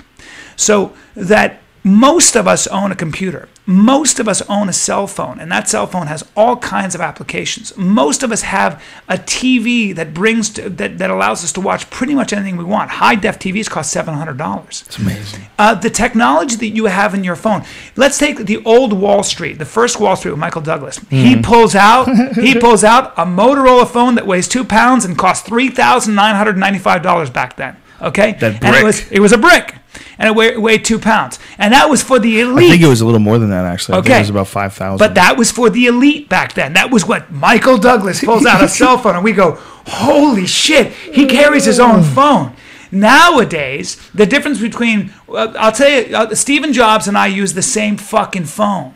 Warren Buffett and I use the same phone. Right. The only difference between Warren Buffett and me, the only difference is he flies privately. But I can fly anywhere I want for under $1,000 anywhere in the world if I get on the internet fast enough. So we have an equality of consumption in this country, unlike any time in the history of the world. And that's good fucking news. Most people, I'm talking about most people, at least have enough to eat. They have an ability to contact each other. They have an ability to entertain themselves almost the way they want. How many people own Xboxes? I believe it was last year 60 million were sold or something crazy. Xboxes. So think about that. I have 7. Yeah. So we have access, and we have access to information and inspiration. How many people listen to your podcast who don't have a lot of money, but they get inspired? That you turn them on to things that they can afford. You know, this is what the good news is about. Yes, we may have inequality of income, but we have equality of consumption like we've never seen before, and that's a big deal, and nobody talks about that. Well, this definitely isn't the worst time in human history. Fuck That's for no. fuck sure. What? I think what really is killing people is the unrealized potential of the human race. That just drives people nuts. People that really truly are patriotic, people that really truly do have respect and admiration for the human spirit. They believe that there's a much higher level that our society and our culture can achieve, and I do too. It's not that I'm unpatriotic. It's just that I think, God damn, we could do a lot fucking better than this. We don't have to be the crooks of the world. It's not necessary. We're going to die someday. We are temporary beings. The way we're doing this is ridiculous. The fact that we've allowed these people to continue to operate like this is ridiculous. They're not looking out for our needs. We shouldn't be playing policemen all over the world. We shouldn't have 100 fucking military bases all over the world. It's ridiculous. I agree with you. Our military-industrial complex has somehow or another co-opted the entire government. And they're forcing people into some shit that the people don't want. Even the patriotic people don't want I agree. it. Very few people think it's a good idea that we stick around in Afghanistan. I mean, Afghanistan doesn't even need us. We overthrew the government in Iraq. We took off and left them in chaos, obviously, right? Everything's fucking falling apart over there. And guess what? Afghanistan doesn't have a government. Right. I mean, they're not even a real country. Never have been. It's ridiculous. The idea that we can't leave it. Oh, we don't want that to happen over here. My buddy, the other guy who's a CIA guy, said to me, he said when he spent a lot of time in Afghanistan, and he said they were talking to a dude on the border of Pakistan and of Afghanistan, the Waziristan, that lawless area. The guy didn't know what Pakistan was. He lived on a mountain. He was like, "What are you talking about? That's not my reality." And you want a guy in Kandahar to have loyalty to the government in Kabul? There's never been a tradition of that. Never. So what are you talking about? They're just warlords. And by the way, a tribes. corrupt government, like you think Karzai and his group are looking out for all the Hazaras and the Tajiks up in the north? What the fuck are you talking about? How about Karzai's brother, who was a CIA employee? The drug runner? Yeah, drug runner / getting checks from the CIA. And guess what? They're having a tough time getting people to not grow poppies for heroin. We'd rather grow cotton and soybean because it's a lot more profitable. These are a lot. Look, somebody made a great point I was about out there. I was out there, and those fucking soldiers were building hospitals and schools, and those guys are brave, and I fucking am proud every time I see those guys. Okay, and a lot of them died, and a lot of them got fucking egregiously wounded. Is that a word? Doesn't matter. So it's the right one. So but the bottom line is, I'm not. That's what kills me is that effort and that fucking. These are real heroes that are getting used men and in women the out wrong there. way. Yeah, and then we go out there and anybody you talk to anybody who really knows about the country, including those soldiers who've been there a long time, go, what the fuck are we doing, man? Right. You can't build. U.S. is going to build a nation. Afghanistan, you're going to build a nation where there never was one? What are you talking about? It's insane. All you're doing is taking money and moving it to people with bigger guns. And what is the deal with Al-Qaeda in Afghanistan? Isn't there almost none left? There's no Al-Qaeda in Afghanistan. No Al-Qaeda. And by the way, you think the Afghanis... But there is the Taliban. But you know what Taliban means? No. Talib means student. Really? Yes. So you're a student. So Taliban is. So you're telling me that you're a Taliban? A Taliban means yes. I'm a student. Yeah, you're a really student. Means student? Yes, a Talib. You're a student. So then that why? Because the notion came out of those schools in Peshawar and in Saudi Arabia. Most of those schools, all of those schools in Peshawar and were financed by Saudi Arabia, our number one ally in the Middle East, okay? They were financed by that. Why? The Saudis are Wahhabis. That is a puritanical sect of Sunni Islam, okay? Obsessed with purity, okay? So let's start there. That's what happened. And you have to go all the way back to when the Soviets actually invaded Afghanistan and we were financing the Mujahideen and everything else with the help of the ISI, which is the Is it Pakistan true? Secret Service. You would be the great guy to ask about this because I watched it in a documentary where they were saying that the whole term for jihad was originally a war on your own vices. Yes. And that it was subverted by the CIA. The word jihad, the root word of jihad in Arabic is struggle. Struggle. Okay? And struggle, jihad meant two things. I like how you say that. It's very sexy, by the way. Jihad. It's very authentic. You're so authentic. I love you. And the idea behind jihad, of course, was the battle that always wages between the flesh and the spirit in your own heart. And then when the CIA was training the Mujahideen and supplying them with arms, they somehow or another subverted it to get them to mean holy war. Who did it? No, I mean, who got them to change it to holy war? What happened was when you had people who were fighting. First of all, what the Soviets did to Afghanistan was pretty horrific, right? Cut down all the trees, bombed all kinds of villages, and you created fanatics. You created men who basically had lost their village, and they're young men. And the Soviets were looking for natural gas. Is that what they were looking for? The Soviets were just looking for a buffer. They were looking for I believe they were looking essentially for a buffer zone between Pakistan and themselves. Oh, okay. That makes sense. From the it was all due to the Cold War. Wow. And they were afraid they were going to lose control of Afghanistan. Where do we Afghanistan never really had. Nobody ever wanted to be in Afghanistan. You didn't want to be living in the Khyber Pass. It's too forbidding. There wasn't oil there. They say there's minerals there. Good luck. Nobody fucking wants the minerals there. We don't have. We get plenty of minerals from Africa in places that are much easier. Nobody wants to go into Afghanistan. It's always been a group of unruly. Well, that's actually not totally true because there's a lot of people that are rising up against But back then, nobody had the resources to problems. take those. Yeah, but nobody wanted to get involved. It's just. What do you mean back then? In the '79 when they. Oh, I see what you're saying. It was just fucking too difficult. They didn't understand nobody ever anticipated the worth of the minerals, though. For cell phones, like lithium ion for batteries. It's one of the best mining areas in the world. I don't know for all these different. I don't know. Maybe. It's all over. All these different scientific journals have cited it. I mean, they found over $1 trillion worth of minerals in Afghanistan. We'll see if anybody is willing to put the money into that. It's such a fucking pain in the ass. Dude, I can't understand why you would say that. There's $1 trillion laying in the ground. You're telling me there's not going to be big businesses going to pull that out of there? $1 trillion. Buy oil. Dude, $1 trillion can change the fucking world. $1 trillion can put a company into an incredible position of power. You should research it before we talk any further. I don't know. Because it's indisputable. They found a gigantic ore of minerals that they had always suspected, but it's much larger than they thought. I don't believe that we went into Afghanistan. I think we went into Afghanistan because they were harboring Al Qaeda. I think that's what it was very hard to get it politically. Right. You can't get the American public. You can't say to the American public, "Hey, we got minerals. We got to go." So I think everybody wants it to be either or. We went into there because we're corrupt and we're trying to take all their poppies because it's billions of dollars worth of heroin. It's a lot of things. It's not either or. It's a goddamn soup of shit. Exactly. And by the way, it doesn't hurt that they can make money off the poppies. It doesn't hurt. There's $1 trillion worth of minerals. It doesn't hurt. We should try to predict the next hot mineral for the future. When you get in there, there's opportunity, right? But isn't it funny how everybody wants to have a black or white issue? It's either a crazy conspiracy theory or this is just the unfortunate nature of reality. That's movies. That's what because we want that. So it's easier to understand. Stupid. It's so amazing. Real life is way sloppier. Real life is way sloppier. When you talk to, I think it was Tony Snow before he died, said they were saying, well, what are you guys going to do about this situation? He said, guys, when we're in the Oval Office and you got a bunch of people there with all the top brass in the military and the CIA, and then you got the State Department. We do exactly what you think we do. Try sitting in a room with 10. Try sitting in a room with 30 people and come up with one idea.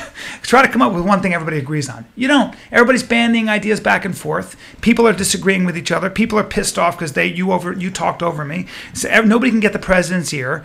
And that's what happens. And then the president has to go into a room with 3 of his advisors, and they have to fucking go, well, we got 7 options that we've been presented. No, why do you think that in that case, why do you think that Obama is such a wishy-washy dude? Why do you think he's the guy that is willing to pass the NDAA bill? He's the guy that is... I think my feeling, and I don't know, but my feeling is, and the mistake Obama made, and I think the opportunity he wasted was not I think he's an academic, first of all, and I think he's by nature a very, very.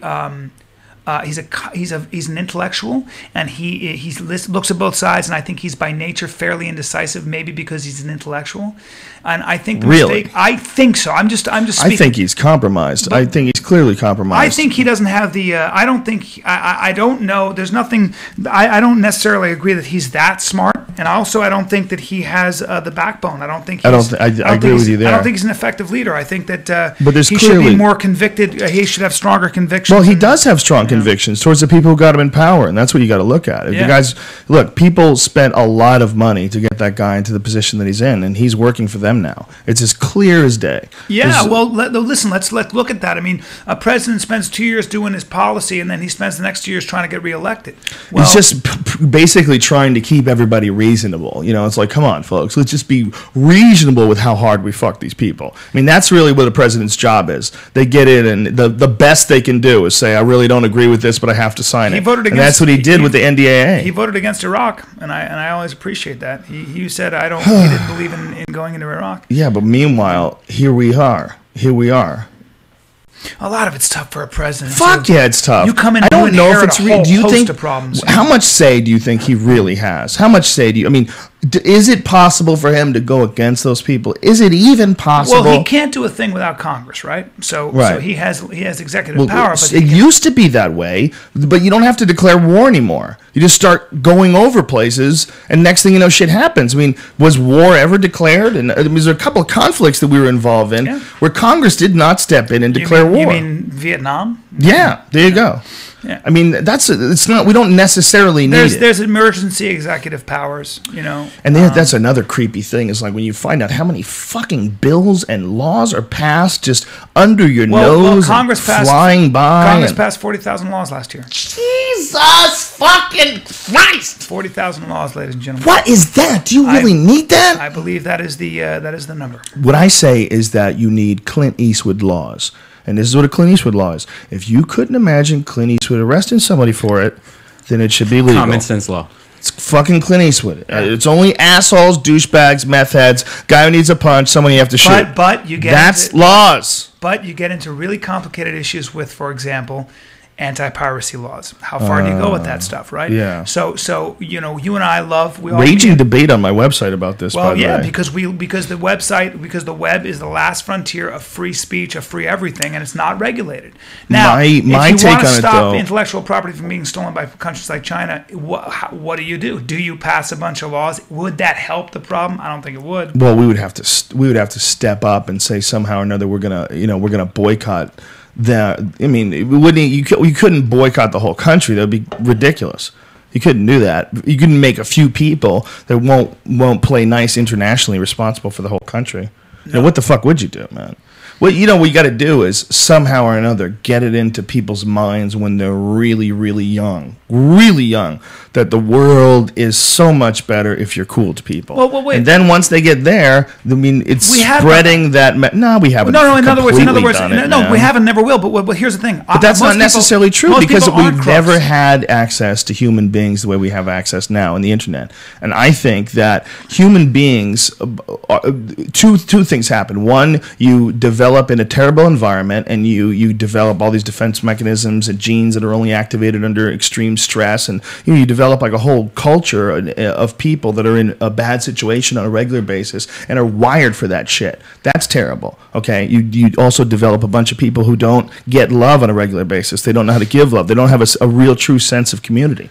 You have real problems if you don't educate people on how to be a person. Absolutely. But once you do and once you can slowly change things. You can change the way children are raised. You can change the way relationships between your neighbors are formed. And you can slowly spread this out to the point where it can have a real effect. It can essentially be a new operating system for people. Well, for the most part, I got two thoughts on that. One is if you read Tim Ferriss's book, The 4-Hour Work Week, not The 4-Hour Body, but The 4-Hour Work Week. Listen, man, I ain't got no time. I'm trying to get some 4-hour biceps. There it is. He's really a great author, isn't he? I really love that. He's great. 4-Hour body. It's fascinating. I love that book, and I love the other one. And he said, And he said something, and it goes to the internet and stealing and things.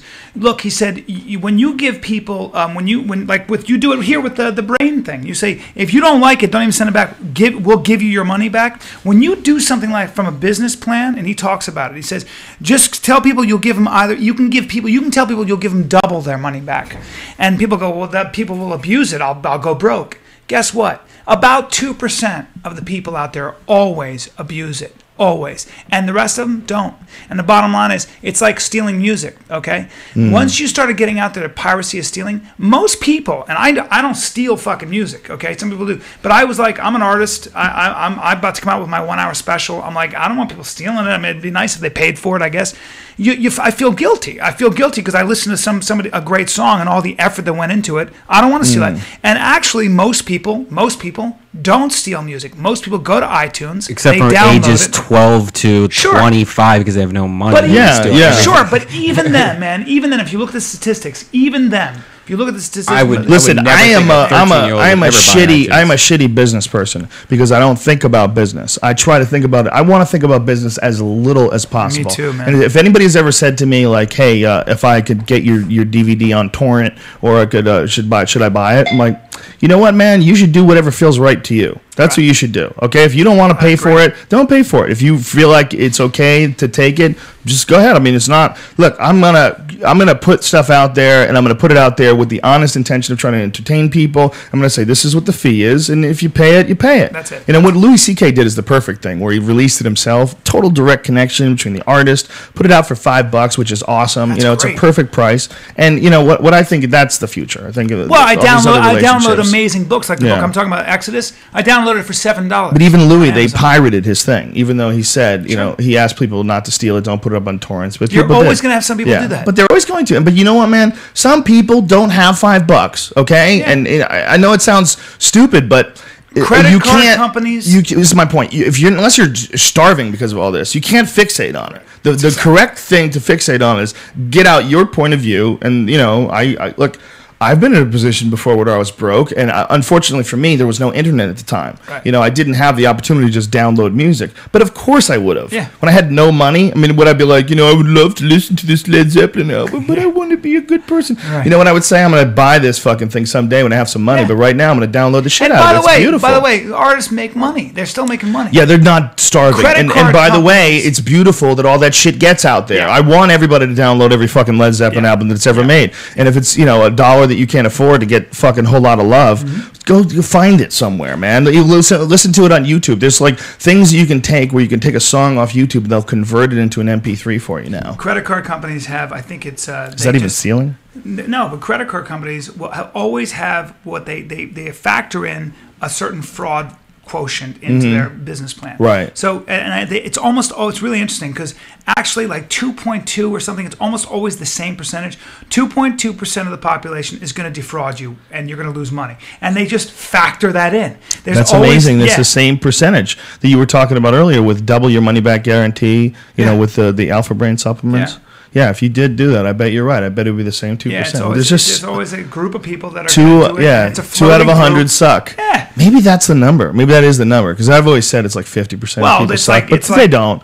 It's like sociopaths, right? 1 in 100 people is a sociopath or something crazy like that. Something nutty like that. Yeah, that's a disturbing figure, man. 1 in 100 people doesn't care if you're fucked up or not. 1 in 100 people just has no feelings for other people. That scares me. And then, sticking rods in their asshole and those are very rare, like serial killers and sex / By the way, now that I just remember it, I mean, you were talking about that guy who got fucked to death by the horse. He might have been one of those. He had piercings all over his balls. There you go. There you go. You fucking nailed it. I totally forgot about that. Yeah. The guy had remember? He had a gang of piercings. Yeah. If you're doing extreme things like that, you've lost the ability to feel, and you've got to think about it. You got to jack it up. For me, the fleshlight is fantastic, ladies and gentlemen. Get it on Joe Rogan. Isn't it crazy with that recent arsonist here in Los Angeles that it doesn't happen more often? That 1 out of 100 just doesn't start fucking. I mean, I guess it does in some ways, but not to that extent. You know what? The reality is what Brian was talking about earlier. Bryan Callen was talking about earlier. Is that this is a pretty good time to live. We could fixate on the negative shit. Yeah. This is a pretty good time to live. And it's 2012. You know, this big change that everyone's going to look back on, you know, like the idea that the Mayans were correct and the time wave zero novelty theory. You aware of what that is? No. Time wave zero novelty theory was a mathematic algorithm created by Terence McKenna, the great psychedelic bard and author and botanist. And he went on a mushroom trip in the jungle and came up with this idea based on the I Ching, because he had studied the I Ching, and he came up with this idea that the I Ching was a map of time, and that he was going to construct a mathematic algorithm based on the I Ching that would literally track progress and human innovation, that you could track it like a wave, that it was a mathematical program. Wow. Yeah, that's how high he got. How about that? Some people sit around and think about they have original thoughts that are so fucking deep. And it came to a point of what he called ultimate novelty, which means something, novelty meaning innovation, novelty being some new thing that had not existed before, or some new branch of some new thing, and that a point of ultimate novelty will be achieved December 21st, 2012. Now, here's what's fucked up about that. That is the exact same day, to the day, as the end of the Mayan calendar. So he came up independently on his own with this crazy mathematical algorithm that I don't even know if it's real. I mean, it sounds ridiculous. But if you believe the guy, he says that he did not know the end of the Mayan calendar until much later, that he had been working on this mathematical program for like 30 years, bringing in mathematicians to work on it. And apparently there's some debate over whether or not he had fudged numbers, or I'm way too dumb when it comes to math to understand any of it. But the idea has always fascinated me of, even if it's on a date, December 21st, 2012, even if it's on a date, but the idea of it, the idea that it's inevitable, that like really it's going to happen. And if you look at how fast shit has happened to get to the point we're at today, and just a few 100, 300, 400, 500 years ago, the way we were living is just unrecognizable. The hard surfaces on the roads, things flying in the sky, and the lights in the city. Or the dude knew, and now you know his name because he made up this whole bullshit. You know, like he knew the Mayan calendar from the whole time. You know what I mean? What? The guy that you're saying that either he knew about it or he didn't know about it. Well, no, they hadn't even. No, he had actually. Or he knew about it. I'm pretty sure he actually had come up with it. I'm pretty sure it's been proven that he had either come up with it before they had deciphered the Mayan calendar, or it was that he definitely hadn't studied it. It wasn't mainstream news enough. It was enough there where I would give him the benefit of the doubt. And plus, the dude was like super honest. Like if you listen to Terence McKenna lectures, really fascinating individual who had a lot of interesting, fascinating things to say. I gotta listen to him. Brilliant guy. Those math theorists kill me. Well, he's not a math theorist. See, that's the crazy thing, is that he just had this crazy idea that came to him on mushrooms, and the most ridiculous aspect of it was he asked the mushrooms, why me? Why are you giving this to me? And they said, because out of the thousands of years that we've been in this field, no one's ever come up to us who had the I Ching in their head before. So what it was to him was he happened to be in a place where he had studied some incredibly ancient Chinese divination system. It's a real mystery what the I Ching is, because it's a method of like fortune telling, and it seems to be like incredibly effective, like statistically, numerically effective. It's really weird. Like people try to figure out what it is about the I Ching, but it works more than it doesn't work. And what does that even mean? I don't know. I don't understand it, but it's based on hexagrams. It's based on these patterns. And McKenna, coming into this field, eating these mushrooms, tripping his fucking balls out, had this ridiculous idea that what the I Ching really was the Chinese, at some point in history, way, a long fucking time ago, had figured out a map of time. Well, like the guy who won the Fields Medal, right? When he figured the answer out, there was an equation. The Russian dude. Yeah, and so they don't even know. So just the equation, just the question was already theoretical, right? They were already like, the question is, it may not be a question, but let's just say it is a question. And mathematicians have been contemplating the answer for the past 200 years. The guy comes up with the answer, and the answer I think was like 357 pages long. But the funny thing about that is that at the end of the 350 pages, all the great mathematicians went, "Fucking guy, he got it. He fucking God, I missed that.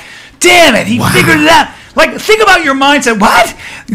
So you were able to read the answer that was 357 pages long and go, fuck. And as a group, the group of great mathematicians that award the medal go, motherfucker. For one person, that is an incredible achievement. Right, but the answer is, but also the fact that you can prove mathematically that the answer is right.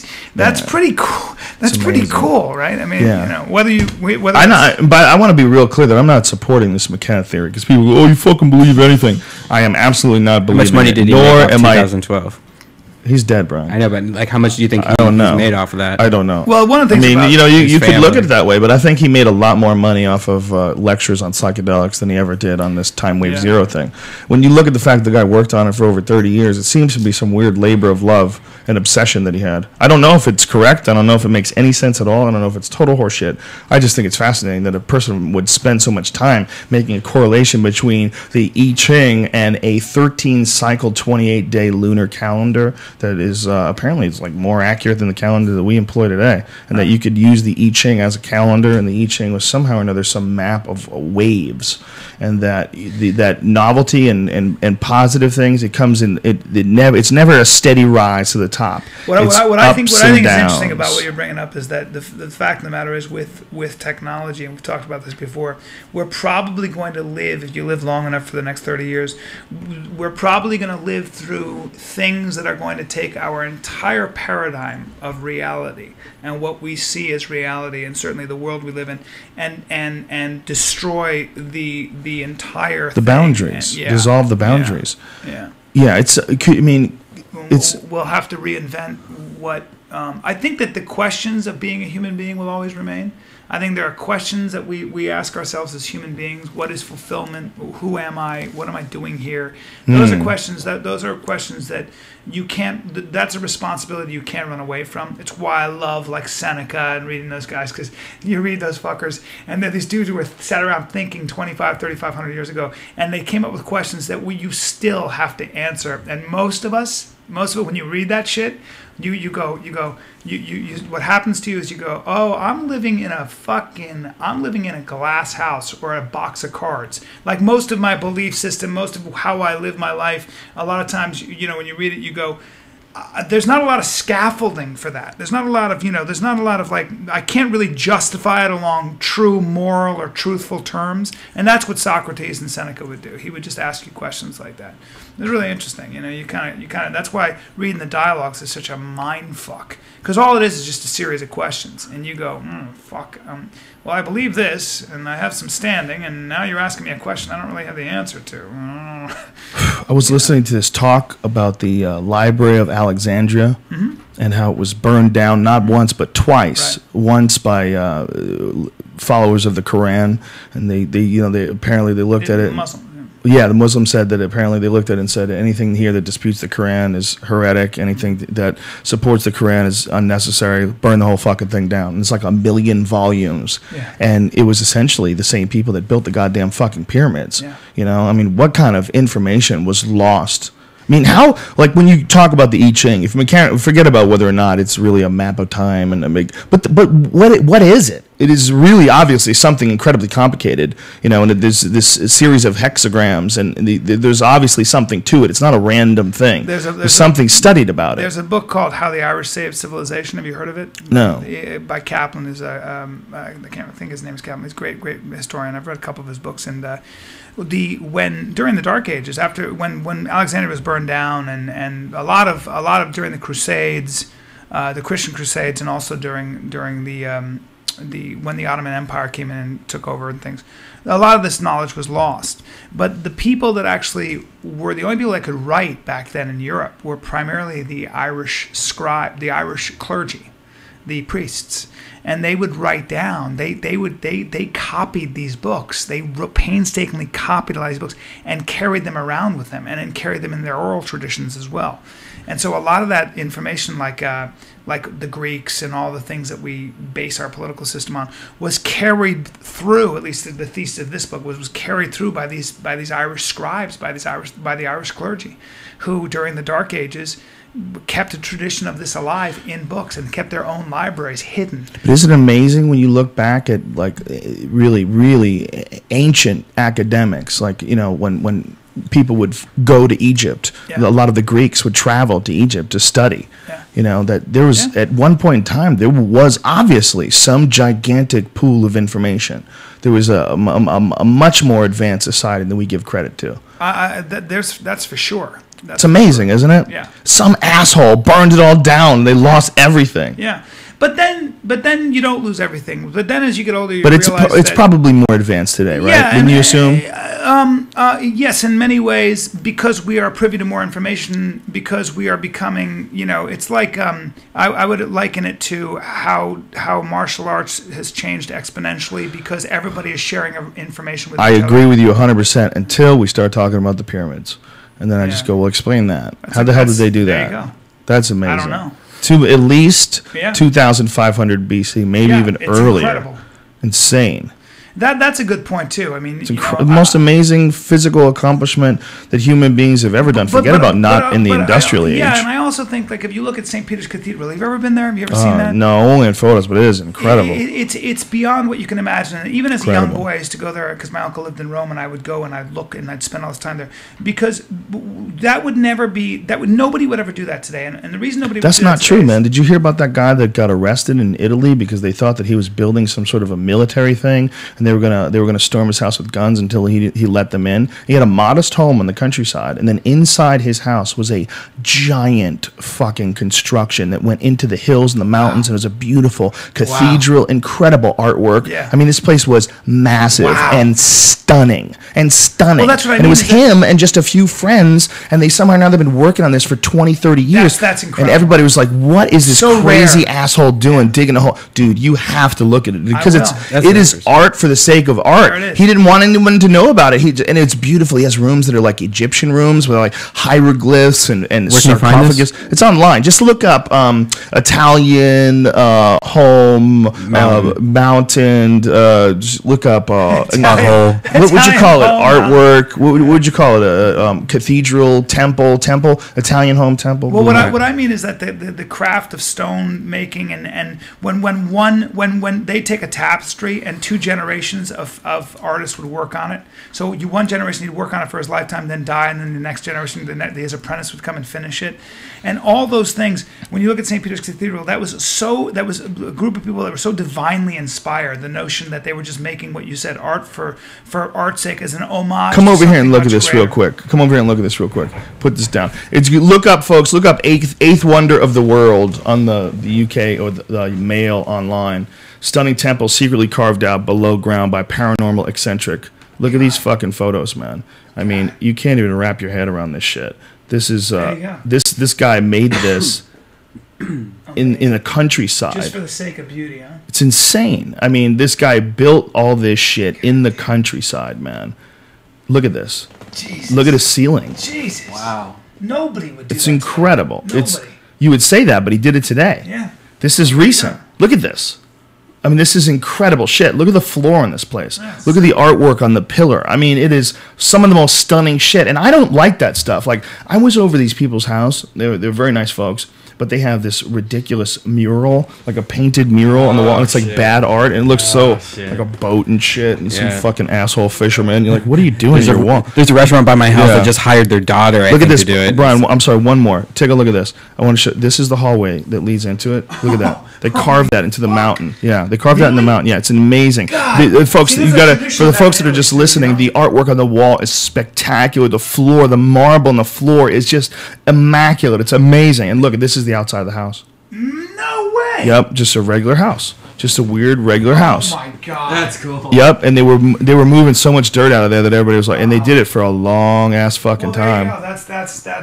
That's what makes the world a better place. They occupy 300,000 cubic feet. That's an act of faith. You know that's an act of faith. Think of this. Big Ben, the clock, is 15,000 cubic feet. Under this guy's house, he had 300,000 cubic feet. Think of how big this fucking thing is that this guy built inside the countryside underneath his house. That's incredible. It's amazing. A 57-year-old former insurance broker from northern Italy who, inspired by a childhood vision, began digging into the rock. There it is. It all began in the vision. 60s when he was 10. God damn. Yeah, there's some motherfuckers out there, dude. I mean, why isn't this a movie? But look at Michelangelo. You know? Michelangelo went blind from painting the Sistine Chapel. Oh yeah, He by the couldn't way, see I anymore. credited Leonardo da Vinci with that the other day. We were super high. Me and Everlast were talking. So folks corrected me on Twitter. Thank you very much. I appreciate it. For some reason, when I get high, I forget that Leonardo da Vinci and Banksy. They were contemporaries, though. Yes, they were, but I forget that they're Michelangelo was a different guy. Yes. Leonardo da Vinci and Michelangelo, in my stupid head, are like one person. No, in fact, if you read The Agony and the Ecstasy by Irving Stone, But Michelangelo was a short, kind of skinny with a pug nose, and Da Vinci was a stud. He's a stud. He's a guinea. Yeah. And Da Vinci was the one who was the real inventor too, Yes, right? yes. But Michelangelo was a badass artist, Yeah. but Da Vinci was like inventing fucking That's right. space planes and shit. That's right. Yeah, what a freak show that guy Well, was, he painted huh? the Sistine fucking Chapel and went blind. He couldn't stop. When the greatest line for Michelangelo and to define what you are as a person in art was when he looked at the fucking at this huge piece of marble and he's about to carve the statue of David, and his girlfriend at the time, his one love, said to him, "What? How are you going to do this?" And he said, "It's already in there. I just have to get all the stuff out of the way." And it's a great metaphor for art or a human being. Like, you start a piece of shit, and if you can delete enough stuff, you can, just through hard work and through carving and stuff, you can become a better person. It's so important that people do things, and that you do things that other people enjoy. Correct action is huge. Whatever it is, whether you're a Datsun repairman, and you're like, oh, Frank, you're the fucking best. And failure is more important than success to become a better person. You Yes. have to. Yeah. Look at fighters. But what I'm saying is, like, doing something that people enjoy really is like the fucking key to happiness in life. Is like doing something that makes other people happy in some way. It really is the key to happiness in life. And it's one that so few people ever figure out, and that's one of the reasons why people are so fucked up, is because so many people have this selfish, it's all about me attitude, and you don't understand that you will never be happy. Not only that, you won't be prosperous either. You won't be, because you are a part of a gigantic system, and you are in a symbiotic relationship with every human being that you come in contact with. So when you fuck them over, you fuck up your whole system. You spread out negative energy, you put out bad ripples, and it comes back. It's impossible not to. You see it with fighters sometimes. You see fighters come in with, like, a lot of guys who are real angry, and they come from broken homes, and they're just fucking sour guys. But they learn. And they learn. And to get better, they have to confront that anger, and they have to learn to control it. And a lot of times, by the time they're done, they come out of it really well-adjusted, men in some ways. The best guys, the best of the best, are martial artists. Anderson Silva, he's a martial artist. He is, man. He's a martial artist. Who else would you say is in the... George St. Pierre is a martial artist, no doubt about it. He is 100% martial artist in the way he behaves around people, the way he conducts himself. He conducts himself as an exemplary member of society who can fuck you up. That's what he does. You never get the feeling hanging out with George that he can kick your ass. Yeah. You never get the feeling. Of course he can. He can. Psychologically, realistically, he can kick your ass. But you never feel that around him because he's always so humble and so friendly and so nice. We were talking about that. Some people have a lot of trouble managing success, and a huge part. It's a character issue. It's whether or not you accept bullshit, lies, or whether or not you look at yourself realistically. And he's a guy who does. And to get better and stay on top, you've got to confront that in yourself. Everything, all day, every day, and you have to have a completely open mind. That's why a lot of fighters choke or they freeze up and stuff, and it's just human. Yeah, you've got to be able to assess your objective strengths and weaknesses at a moment's notice, and you've got to be able to do it completely accurately. You can't be burdened down by some ego that has you convinced that you're right and you're doing it together and avoid all the. You also have to be doing it to some extent It's a fine line, because you don't want to do things for other people. You're doing it to surprise yourself, but your motivation has to be pure, because if your motivation is not, you will pay a price for it. Sure, right. You do it for art, man. When I don't. This is how I approach everything I write. Okay, I say, well, I really got to get together and fucking do some writing today. Don't be lazy, bitch. And then I sit down and I start writing, and I never say, okay, here, I'm gonna write things for people. I'm gonna write. I gotta, whatever it is, I gotta conjure it up. I gotta let that bitch come out. I don't even try to be funny. I just try to write what I think is interesting. Well, that's one of the reasons why I enjoyed writing blogs. Before I started writing my book, I was writing a lot of blogs, and they're still all up at JoeRogan.net somewhere. You can find them. We need to make that shit easier to find. It's but because the blogs and the videos are all together in the same pile. I think it's under tags. You have it as a blog or a video. Yeah, but most people don't even know what a tag is, dude. Most people just want something real clean. They can click on, here's the shit you wrote. Click.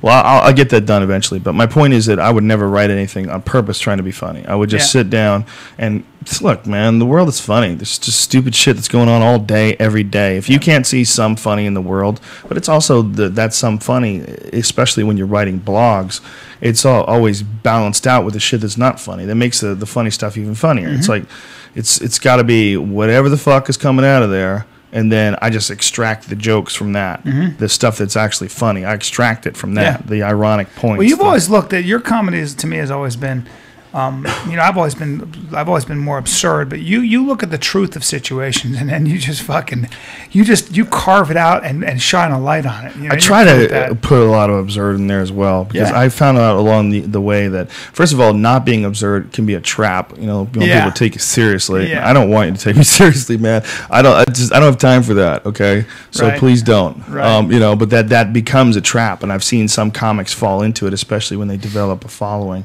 They have this group of people that want to lead the way. Dude, a following is very hard to manage. Is what we're talking about. Don't fucking listen to your following too much, because you start believing the hype. You get older, and people I go on the road, and people but appreciate it. Yes, but as a responsibility, it's a resource. It's a responsibility.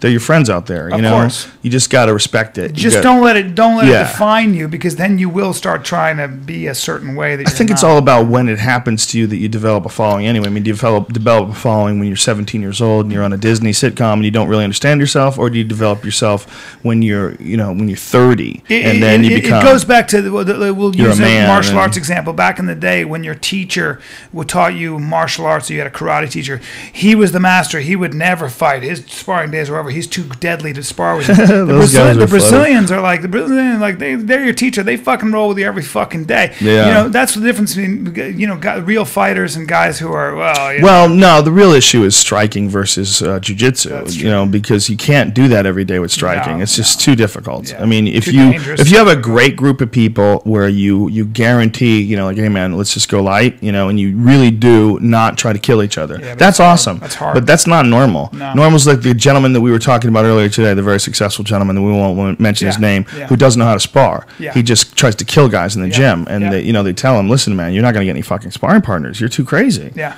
And that's a guy he's missing the whole point. That's right. That's exactly right. And you miss the whole camaraderie of being a teammate with someone. Part of it is you build each other up. You could hit your teammate, but you don't. That's one of the things. Your teammate is like an extension of you. Those guys, they become close. Super close. Yeah. Because they're sweating, bleeding, and fucking dying together. Exactly, and they can trust each other when they're sparring. It's really important, man. Even though you spar hard, it's not. Dudes are getting hit, no doubt about it. Look, you don't get as good at boxing as Nate Diaz does, unless you got a guy like Gilbert Melendez in your camp. You know what I'm saying? Like, these guys are going at each other all the time, and they're doing it the right way, and they're both getting good as fuck. And same thing with Nick. He's so goddamn good. And you know what Nick's doing? He's constantly boxing with Andre Ward. He boxes with Andre Ward, who's Olympic gold medalist. Andre Ward's a hell of a boxer. And a brilliant boxer. Yeah. That guy never gets hurt. So he boxes with Andre Ward? Dude, I haven't seen Andre look, man, hurt. Nick Diaz is professional boxing level. Yes. First of all, he's a super athlete. He can put a pace on those dudes that they can't handle. He's for me, he's my favorite fighter. He's a super endurance athlete. You look at him, he's obviously in great shape. It's not that, but what you don't understand is his cardio is like double what a normal human's is. Like, literally double. It's so weird. Yeah, and because he has that, man, that's a weapon. He can use that weapon, because most guys aren't willing to work that hard. No, he does triathlons all the time, man. He fucking swam back from Alcatraz twice. In the shark-infested water. The reason why they put Alcatraz there, they go, we'll put a prison here. Who the fuck's going to swim that? They thought it couldn't be done. And this crazy asshole who's a cage fighter has done it twice, just for the fuck of it. And that's not even what he does. He's not like an ultra-endurance swimmer in the ocean. No, he's a cage fighter. But his mind is so strong because of that. Because he has so much fucking endurance. He can take... So does Nate. Let me tell you something. If every round was like a 20-minute round, you could never beat Nick Diaz. You could never beat him because after 15 minutes, you'd be huffing and pump. You'd be waiting for that stool, and he'd be like, "What, bitch?" He'd be still popping you with those 50% punches in the face. Does he talk to people? Fuck yeah, he does. You know why? Because he's smart. Because that's a psychological war that's going on right there. And if you can get a guy flustered and call him a bitch and get up in his face and get him thinking about your emotions, that's the intelligent thing to do. If you were an intelligent fighter, you would add that. I know it's beautiful to be a George St. Pierre and to bow like you're a martial artist and then to never be talking shit in the middle of a fight, to do it completely respectfully, and he gets it done masterfully. But in my opinion, I like watching a guy like Nick Diaz get in there and go, "What, bitch? What, bitch? Where you going, bitch? Where you going, bitch?" Moving his head, he's on all fours, moving his head around. Yeah, moving his head back and forth, talking mad shit. He seems to truly hate the guys he fights. He does until he fights him, and then he's cool with them. You know, after he knocked out Frank Shamrock, he goes, "Come on, man, get up, you're a legend," and he helped him up, picked him up by his hand. And Nate Diaz, same thing. Nate, his brother Nate, after he beat up Cerrone this weekend, you know, he said, you know, "Listen, man, it's all good. You know, it's just hype and bullshit," and they hugged, and it was cool. Yeah, you know, and Cerrone gave it up to him. Period. He was a better fighter. That's it. No excuses. He kicked my ass, and they just let it go. It was beautiful. You know, I like that. I like when dudes can let it go. I do too. But it's a smart thing to get guys upset at you. Well, it's a smart thing. It seems Nate and Nick don't give a fuck. They don't give a fuck. They don't give a fuck. They're there to kick your ass. They're there to kick really your simple. ass, and they don't want to talk to you before the fight. No, they're there to kick your ass. But they're punching. It seems it's brilliant. It's like they're punching. It looks like he's moving in slow motion. I was watching it. First time I watched him punch, I was like, it doesn't look like he's moving in slow motion. It looks like he's not trying to hurt you. Yeah, he's just like da da da da da. Well, you know why? Because don't throw your punches at 100%. Throw your punches at 50% and land 82% of them. They still hurt like dude, a motherfucker. And he wasn't even throwing them at 80%. I mean, I would say maybe like he threw a lot of punches that were around 50% of his full power. What he could really, if he really wanted to haul off and blast you in the face, he could knock people the fuck out. Yeah. But him and his brother have figured out this really effective style of like volume, technical punches. Who taught them that? Is that Andre Ward? Is that their that's a real good question, and I would be out of school if I said that, but I don't think so. They have a boxing coach. There's a Mexican gentleman that's in the ring with him all the time. I should credit him because I need to find. It makes me want to go become I'll never. It's over for me. But it'd be you just see those guys. They make it look so easy. Their submission game. They're fucking punching. They never I love throw those a kick. dudes. They're so fun, man. Nick Diaz is just, I love his nonsense. Oh, sorry, Richard Perez. Richard Perez, I should have known. He's one of those guys that his name was at the tip of my tongue, but they've been with him for a long time. He's at every one of their fights, and he's their boxing coach. And he always, they always credit Richard Perez afterwards. And you know what? He's got them so slick. Their head movement, their counters, their angles, man. Dude, Nate Diaz in 2 fights. Practice that. I mean, how many? They practice boxing every day. I mean, oh yeah, they're boxing a lot. I mean, they're very boxing centered, and why not be? Because look, first of all, everyone knows their jiu-jitsu's nasty, so you don't really want to take them down necessarily and wind up in their guard. Nate Diaz fucks guys up from his guard. Yeah, he does. And so does Nick. They both catch guys. So what are you going to do? You have to stand up with them. And if you want to stand up with them, they're both long, and they both throw all these volume punches, and those tap, tap, tap, tap, tap, pap, pap, pap, pap, and they're so fucking accurate, man. So what happens? He broke the CompuStrike record, Nate Diaz did, in the Cerrone fight. What happens if Nick 80, fights? I think it was 82%, I believe it was. But that's nuts, man. That's nuts. Yeah, just tap, crazy. tap, tap, tap, tap, tap, tap, I've never seen anything like it. Dude, he boxed him up, man. His boxing was brilliant. And in the last 2 fights, in the Takanori Gomi fight and in this fight, he just turned this crazy corner. And I think it came out of the loss to Rory McDonald. That Rory McDonald kid is a fucking beast. The young man from Canada. Do you know who he is? No. Rory McDonald.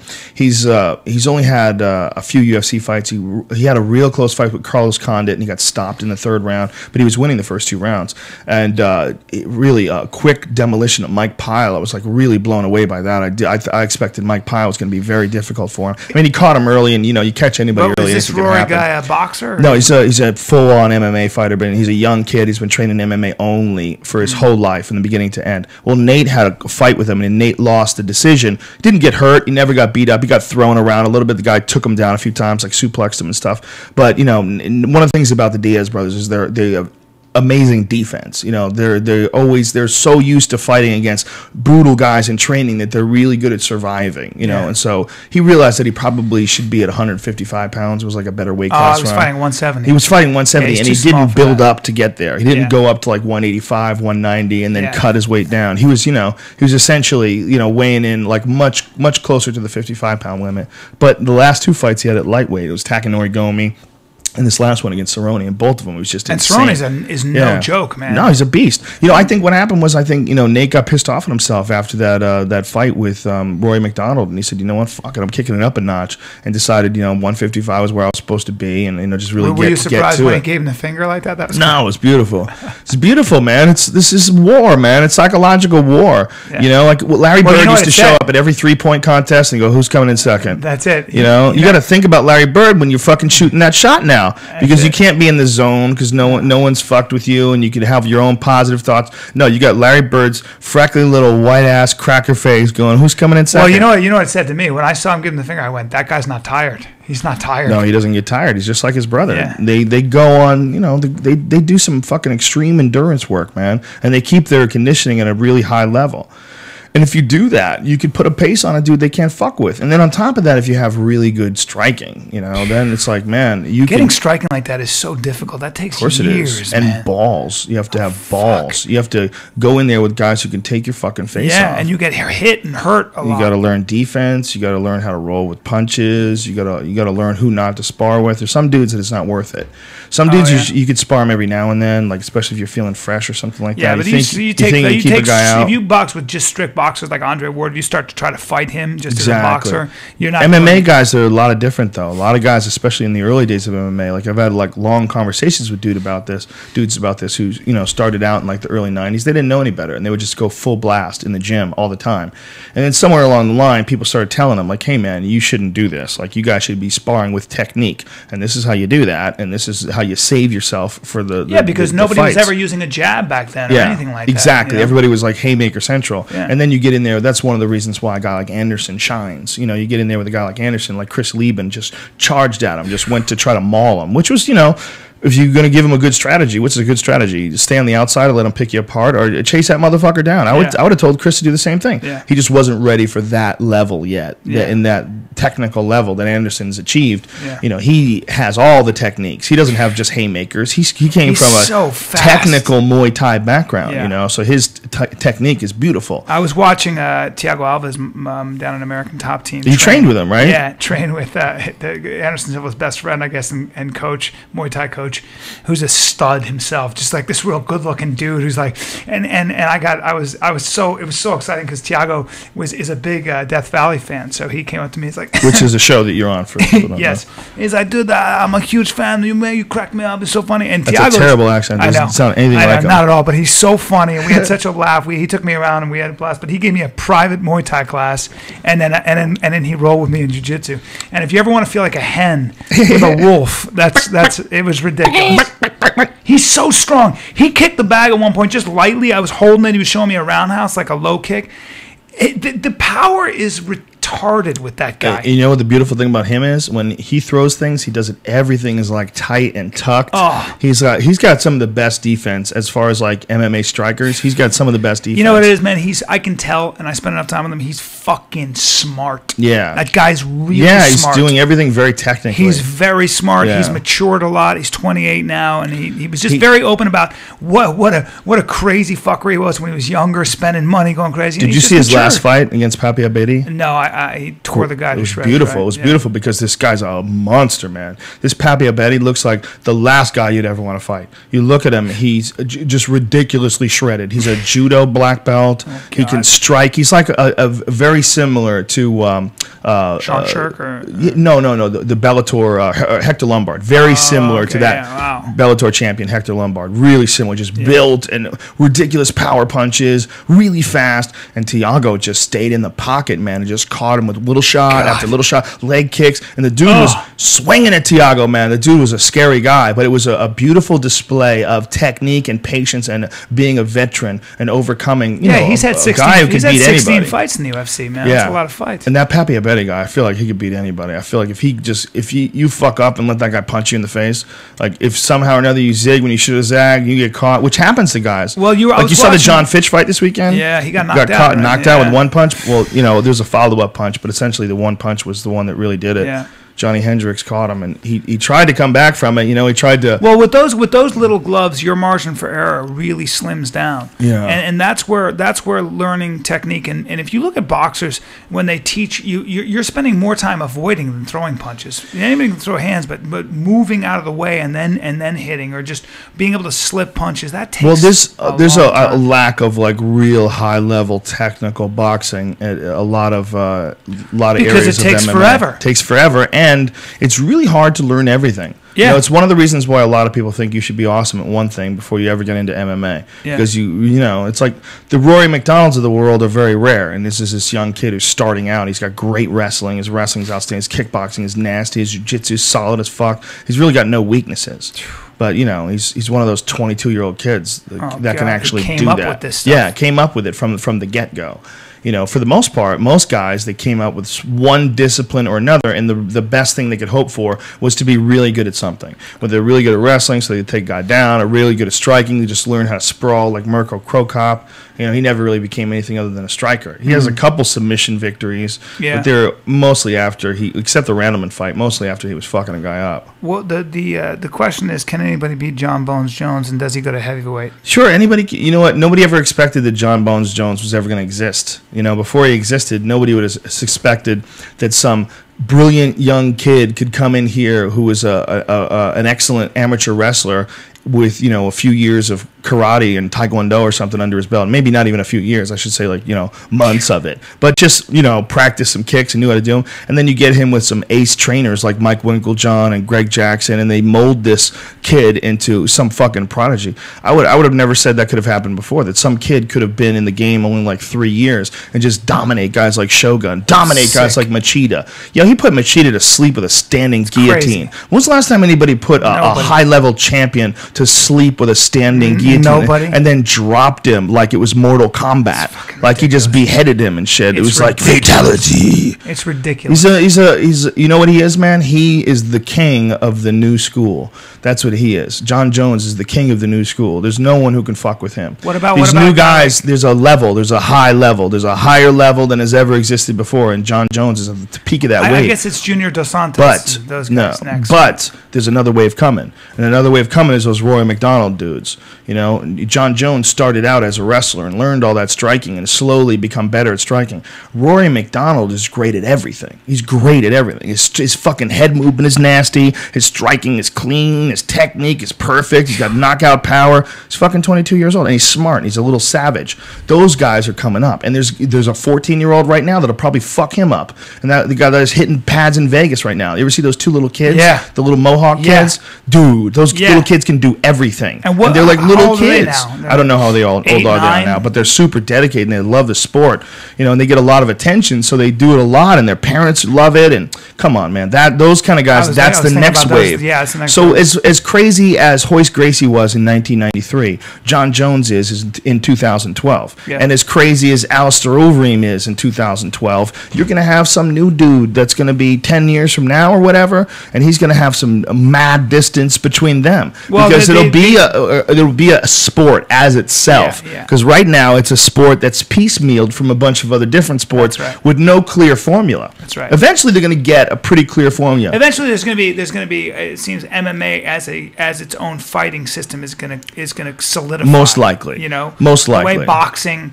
Like, yeah. I mean, but part of the fun is the ebb and flow and the battle while it's happening. All of a sudden, karate is what everybody needs to know. Nobody can touch Machida. Oh, shit. Who would have ever thought it was karate after all these years? If he just has the sprawling, then it's karate. And then, you know, a guy like John Jones comes around and it's like, oh, no. It's length. Yeah. It's distance and intelligence and a wrestling background. That's what's important. And the willingness to believe in yourself and just throw wild shit. And the fact that nobody can hit you because you're a mile away from them by the time you connect on them. What about him and Junior Dos Santos? Will they fight? Maybe eventually. I think John Jones will someday be a heavyweight because he's so young.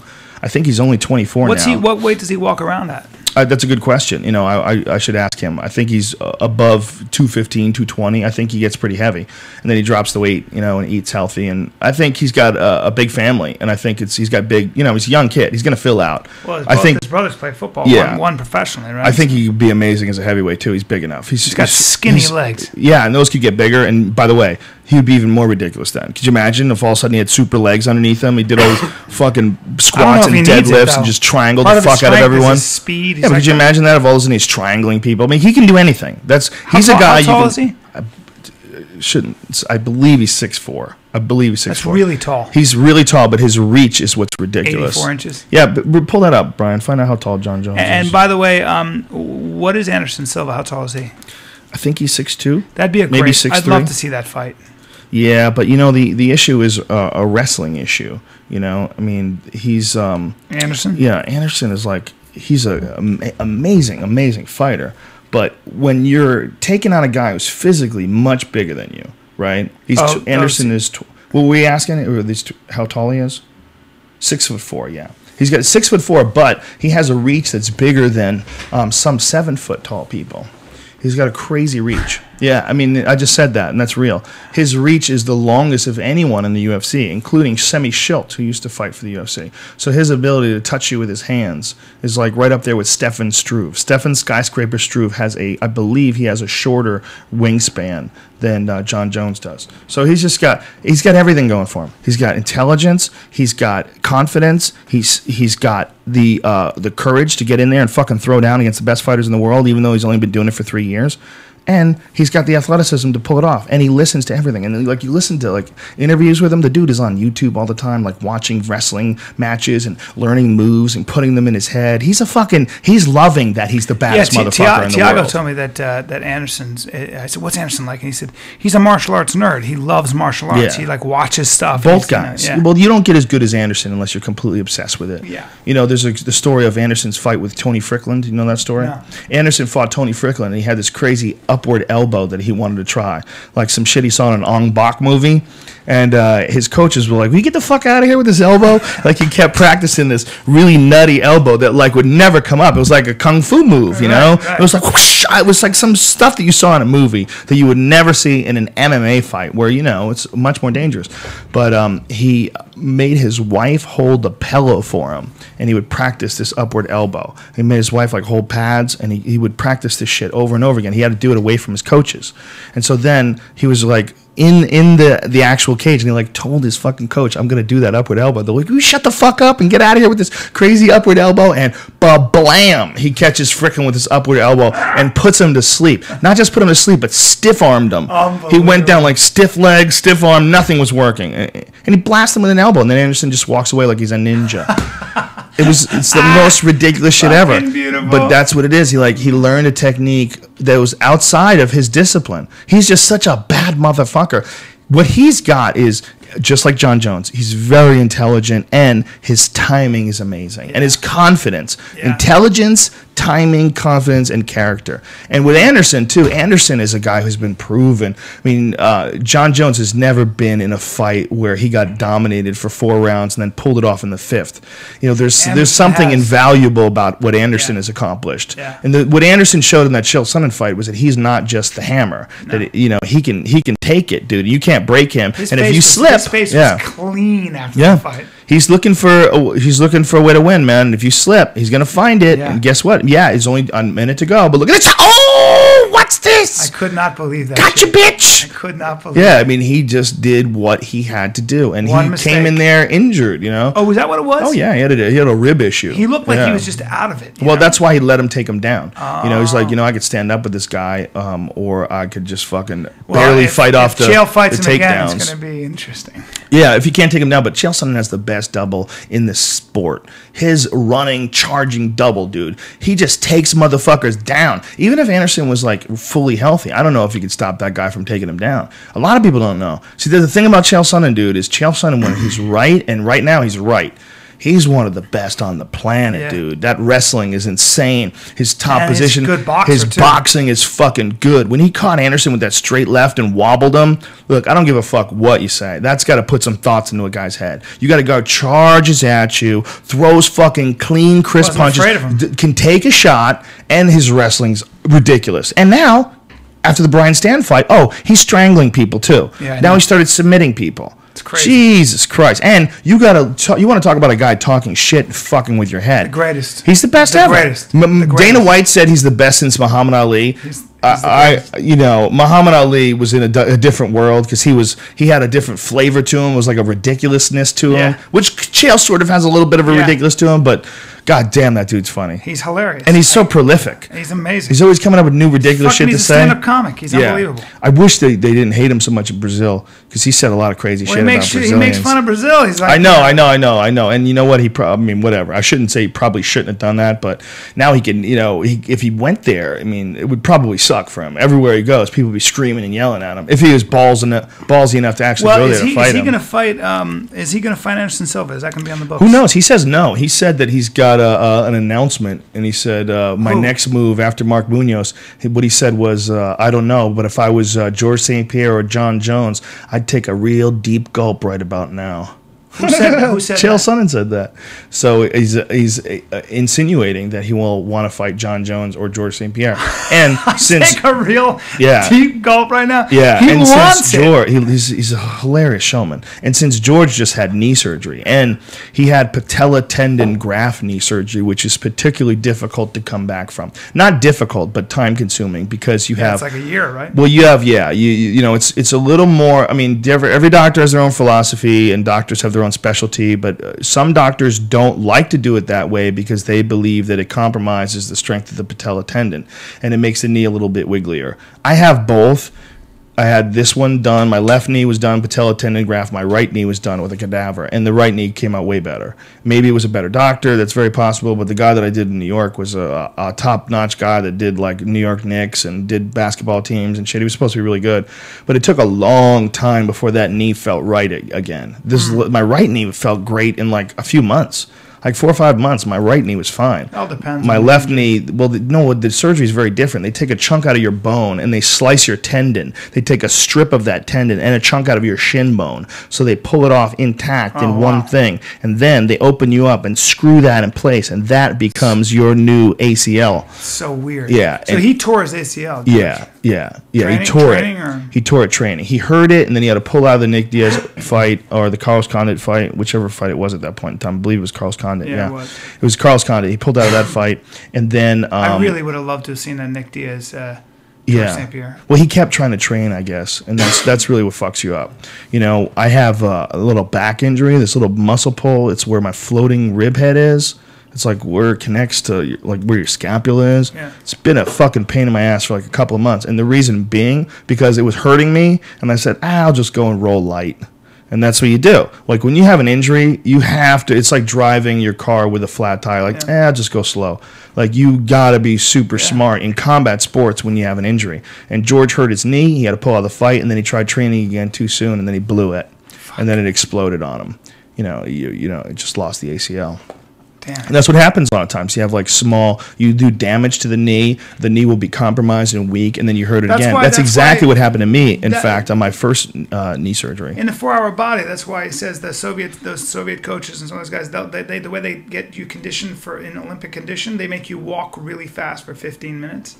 And every day you have to cover more ground. So walking is your aerobic exercise. And if you speed walk for 15 minutes as fast as you can, you'll get in the best shape of your life, especially if you do it uphill. That's hilarious. That's a great idea. If you get on a treadmill and put it at 4 miles an hour at 15 degrees incline, at 15 the highest incline, just try that shit sometime. Try walking for 4 miles an hour for 15 minutes. Tim Ferriss had a great article on his website about intelligence and efficiency over overtraining. That's right. And how important it is to build up real endurance. It's the whole deal. All athletes now, they undertrain. What they found is that Dan Gable and those American wrestlers overtrain. Yeah. And what happens is you get injuries later on. Even that stuff. They have unstoppable mental strength because of it. Their ability to dominate competition, their ability no one has more mental strength in combat than wrestlers. They're on another level, man. I know. Grittiness. I went to Dan Gable's camp for two weeks. I remember and realizing that if this is what it takes to train in college, I don't want to fucking be a college wrestler. I don't want to get up and sprint for an hour in the morning. I was like, I was 17. I was like, fuck this. I did it. And then I came back my senior year and did pretty fucking well just because I'd been in Iowa. But Yeah, it was one of the those reasons guys why train. I quit wrestling over Taekwondo. When I was in high school, I was doing wrestling and Taekwondo, and wrestling made me so fucking tired. I remember after the first day after practice, we ran stadium stairs or something like that. The first day after practice, I couldn't walk. I was like walking in the hallways. I would have to like stop for a second and like massage my upper thighs and then walk again. Matches. break Sometimes you. matches would go overtime in an extra 3 minutes. You thought you were gonna fucking die. I'll never forget that. That is a young man when you wrestle. Like I wrestled pretty. It was my sport. You never that fear of walking on that mat against somebody you don't know when you're 14, 15, 16, 17, 18. It does change you. It really does force you to reckon with. I think even any sport. any just sport, playing basketball, anything where you have to step wrestling, up. you're alone. For true. combat sports, when you're alone, it's a lonely place on that mat. It is definitely, I think, more troubling or more taxing and more testing of your character. Yeah, and then to go to Iowa to this intensive wrestling camp, and it's Dan's Gable, and you're around all these animals. these Midwestern animals, and you're like, holy. They're ready to dedicate every moment of their life to wrestling. Why does that 17-year-old have a fucking mustache?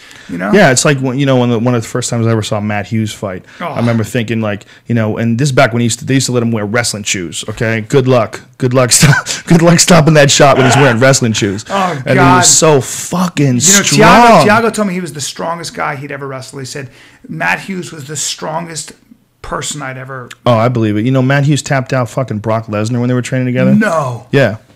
Dude, he's a black belt level Brazilian jiu-jitsu artist. He just, you know what I mean? He learned everything from like Jeremy Horn and from MMA classes and, catch wrestling. He knows a lot of wrestling submissions too. Like the one he put Ricardo Almeida with. He put him out. Remember that? Ricardo, he got him in it was the Schultz headlock. And he just fucking cranked it down, did it beautiful, and put him out, and Almeida didn't even know. He didn't even know he was in danger. He didn't even freak out. So strong. Yeah, he's ridiculous. So I remember watching when he first started fighting in the UFC, and I'm just like, man, these guys are coming, man. I always knew they were around. I always knew from my time in wrestling, there was always guys that we would go to the States and, watch like the best guys in the States go out at the division champions. So fast and just so flexible. We had a kid in our when I was a sophomore. When I was a sophomore in high school, we had one kid that was in like national level. This who smoked cigarettes too, by the way. Yeah, Mark Callen. And he was a great fucking guy, like a really intense, passionate dude.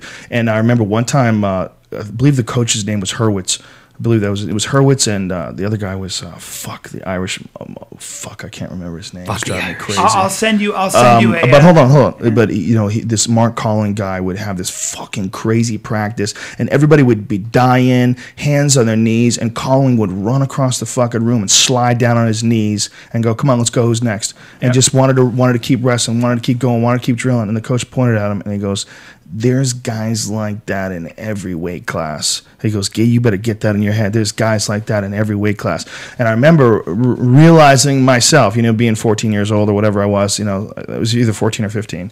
And I was looking at him and I was going, my God, like this, you got to know. You got to know that there's dudes out there that are willing to take it like that. Yeah. They're willing to go that far. Superhuman. Coach Murphy, that was the Irish guy. Yeah. And Murphy was always trying to get me to play football. I'm like, bitch, are you crazy? No. I'm a small person. No way. Football. There was a dude on our wrestling team that was also playing football. His name was Bob Baker. He was 300 fucking pounds in high school. Yeah, you were playing against those guys. Forget it. Yeah, and I wrestled 134. Me too. I don't know, this fucking giant dude somehow had another squash on top of me. Fuck that, man. And hitting you at the. Oh my God. I tried football for one season. I was so afraid. I just seeing these huge guys run at me. I was like, I'm fucking, so dangerous, man. I was made of paper. It's such a dangerous sport. I mean, people love it and everything like that, but charging into guys your full head's clip. not made for that. My 14-year-old, my 14-year-old nephew is 185 pounds and he's 6'1" and he squats 285 for reps. Okay, he's 14. He's a giant. Jesus. Okay? And he plays football. And I watched that. I watched him play JV. He's only 14.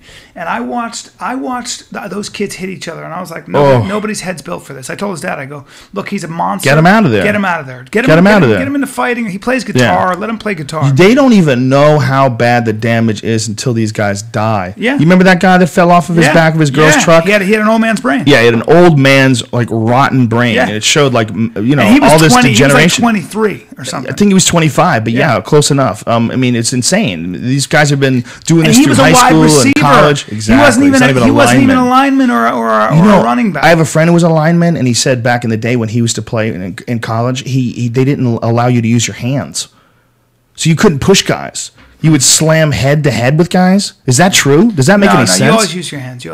Always? Yeah. Well, what is there anything different than what you couldn't do? Because he was telling me that The big people would difference, spike guys in the chest with their... The big difference is that now in football, you can't have helmet-to-helmet contact. You can't do it deliberately. So if you hit somebody, you tackle somebody, a lot of guys used to run at you and they'd hit you with their helmet in the head. Were you always allowed to use your hands and push guys, or you have to block guys? Do you have to block them? On the line, you can use your hands, but yeah, you typically held your hands this way. But what are the rules? Can you grab a guy and fucking judo his ass to the ground? When you're on offense, you cannot do that. You can't. On defense, can you? No holding on offense. On defense? Defense, you can grab and move. You can pull people out of the way. So on defense, if a dude's coming at you, you can judo his ass? Yes. Really? You can grab his clothes and fucking hip toss him? Yeah, but it's really hard to do because those guys know what the fuck they're doing. Yeah, no shit, right? Yeah. That's one of the craziest things when you see some nutty running back, one of those fucking freaks, one of those incredible specimens. And I remember this one Adrian Peterson. Dudes were trying to get a hold of him, and he's spinning. He keeps spinning. Dude, Adrian Peterson. They try to get a hold of him. He just spins out of their hands. Google Adrian Peterson sprinting with his shirt off. There's a commercial.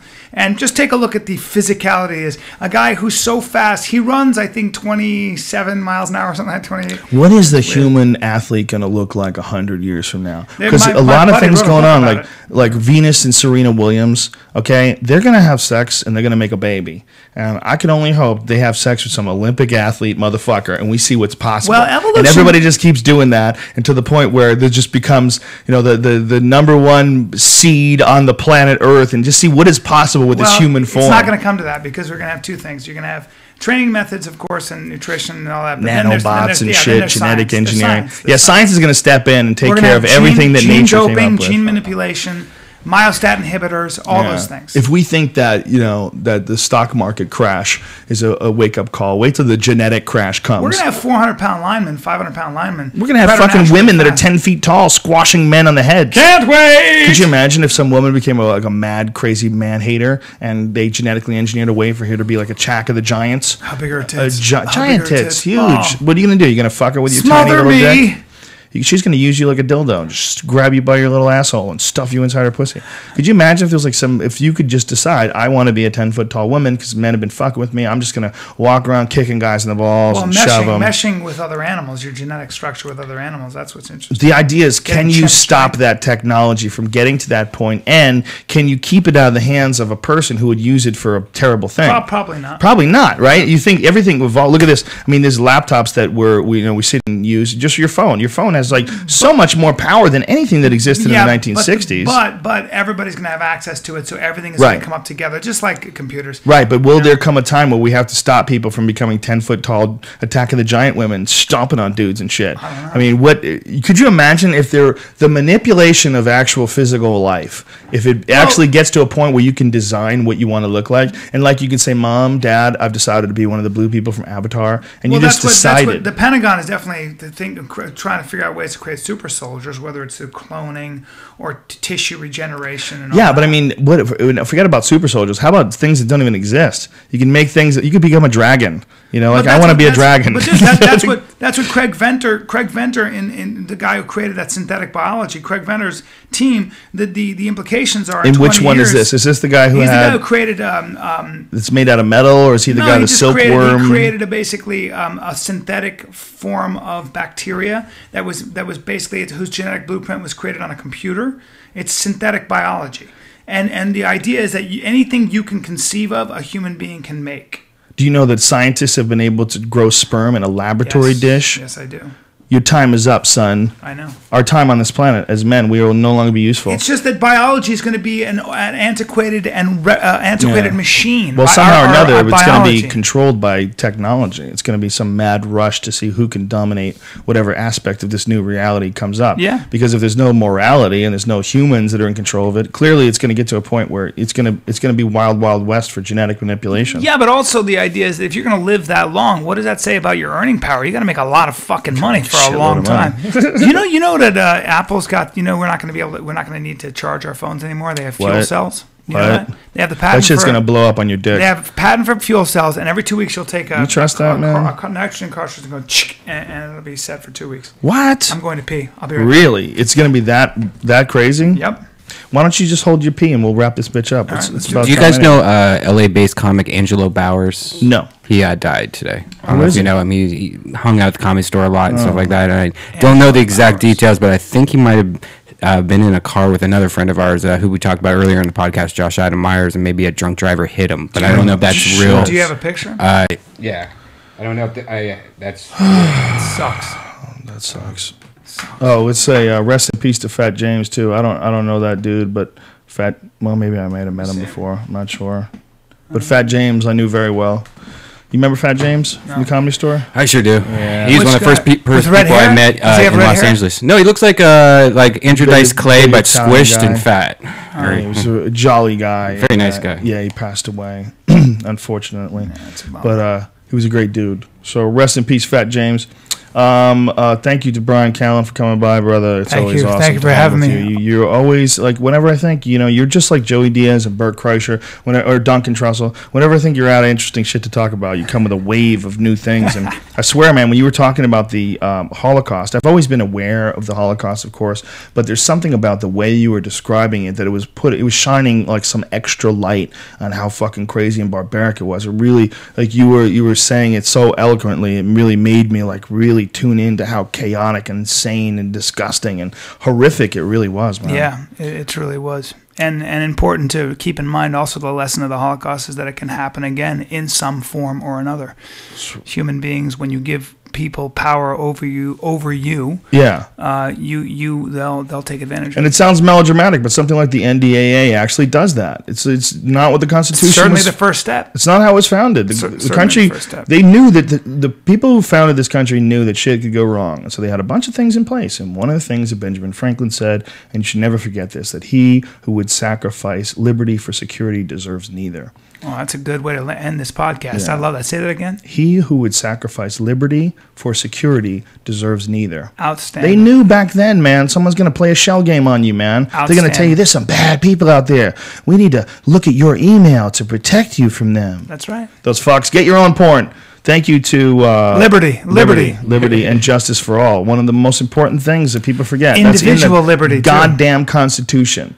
All right, it's in the Bill of Rights. It's in the idea that this country was founded on. They got away from a system that sucked, and they said, let's make one for the fucking people. By the people. For the people, by the people. And now it's become for the corporations. And lobbying groups. And lobbying groups. And cunts. It's for the cunts. And we could just stop the cunts. We could be okay. 4 little words. Statue of Liberty fleshlight. Stop the cunts. I'm going to start fucking training. I'm going to go to Nick Diaz's camp and just start boxing. They'll kill you. Oh, they will? They'll kill you. No, they'll be nice to you, I'll make them laugh. Thank you to the Fleshlight for sponsoring our podcast, as always. Everything we sponsor, everything always, we will never sponsor anything that we don't believe in. And both Brian and I, and even Bryan Callen, have fucked these things, and I'm telling you, it's way better than beating off. And you know you're going to beat off. Stop playing games. Just go ahead and order one. And when you're nutting your little fake vagina thing, and you're like, oh, you'd be like, Joe Rogan was right. Do you make this that is noise? awesome. Is that what you make? I usually go.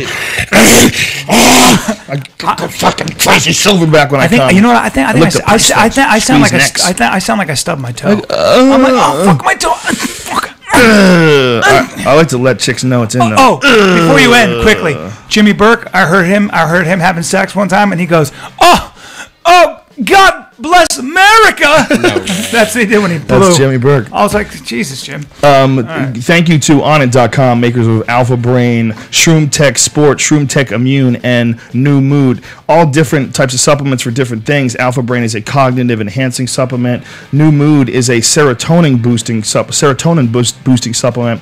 And then, of course, Shroom Tech Sport is the one that's for people who are like seriously into working out. If you're not, skip that. And then Shroom Tech Immune is a fascinating one where it fires up your immune system because it recognizes the mushroom that you're eating as some sort of a possible threat.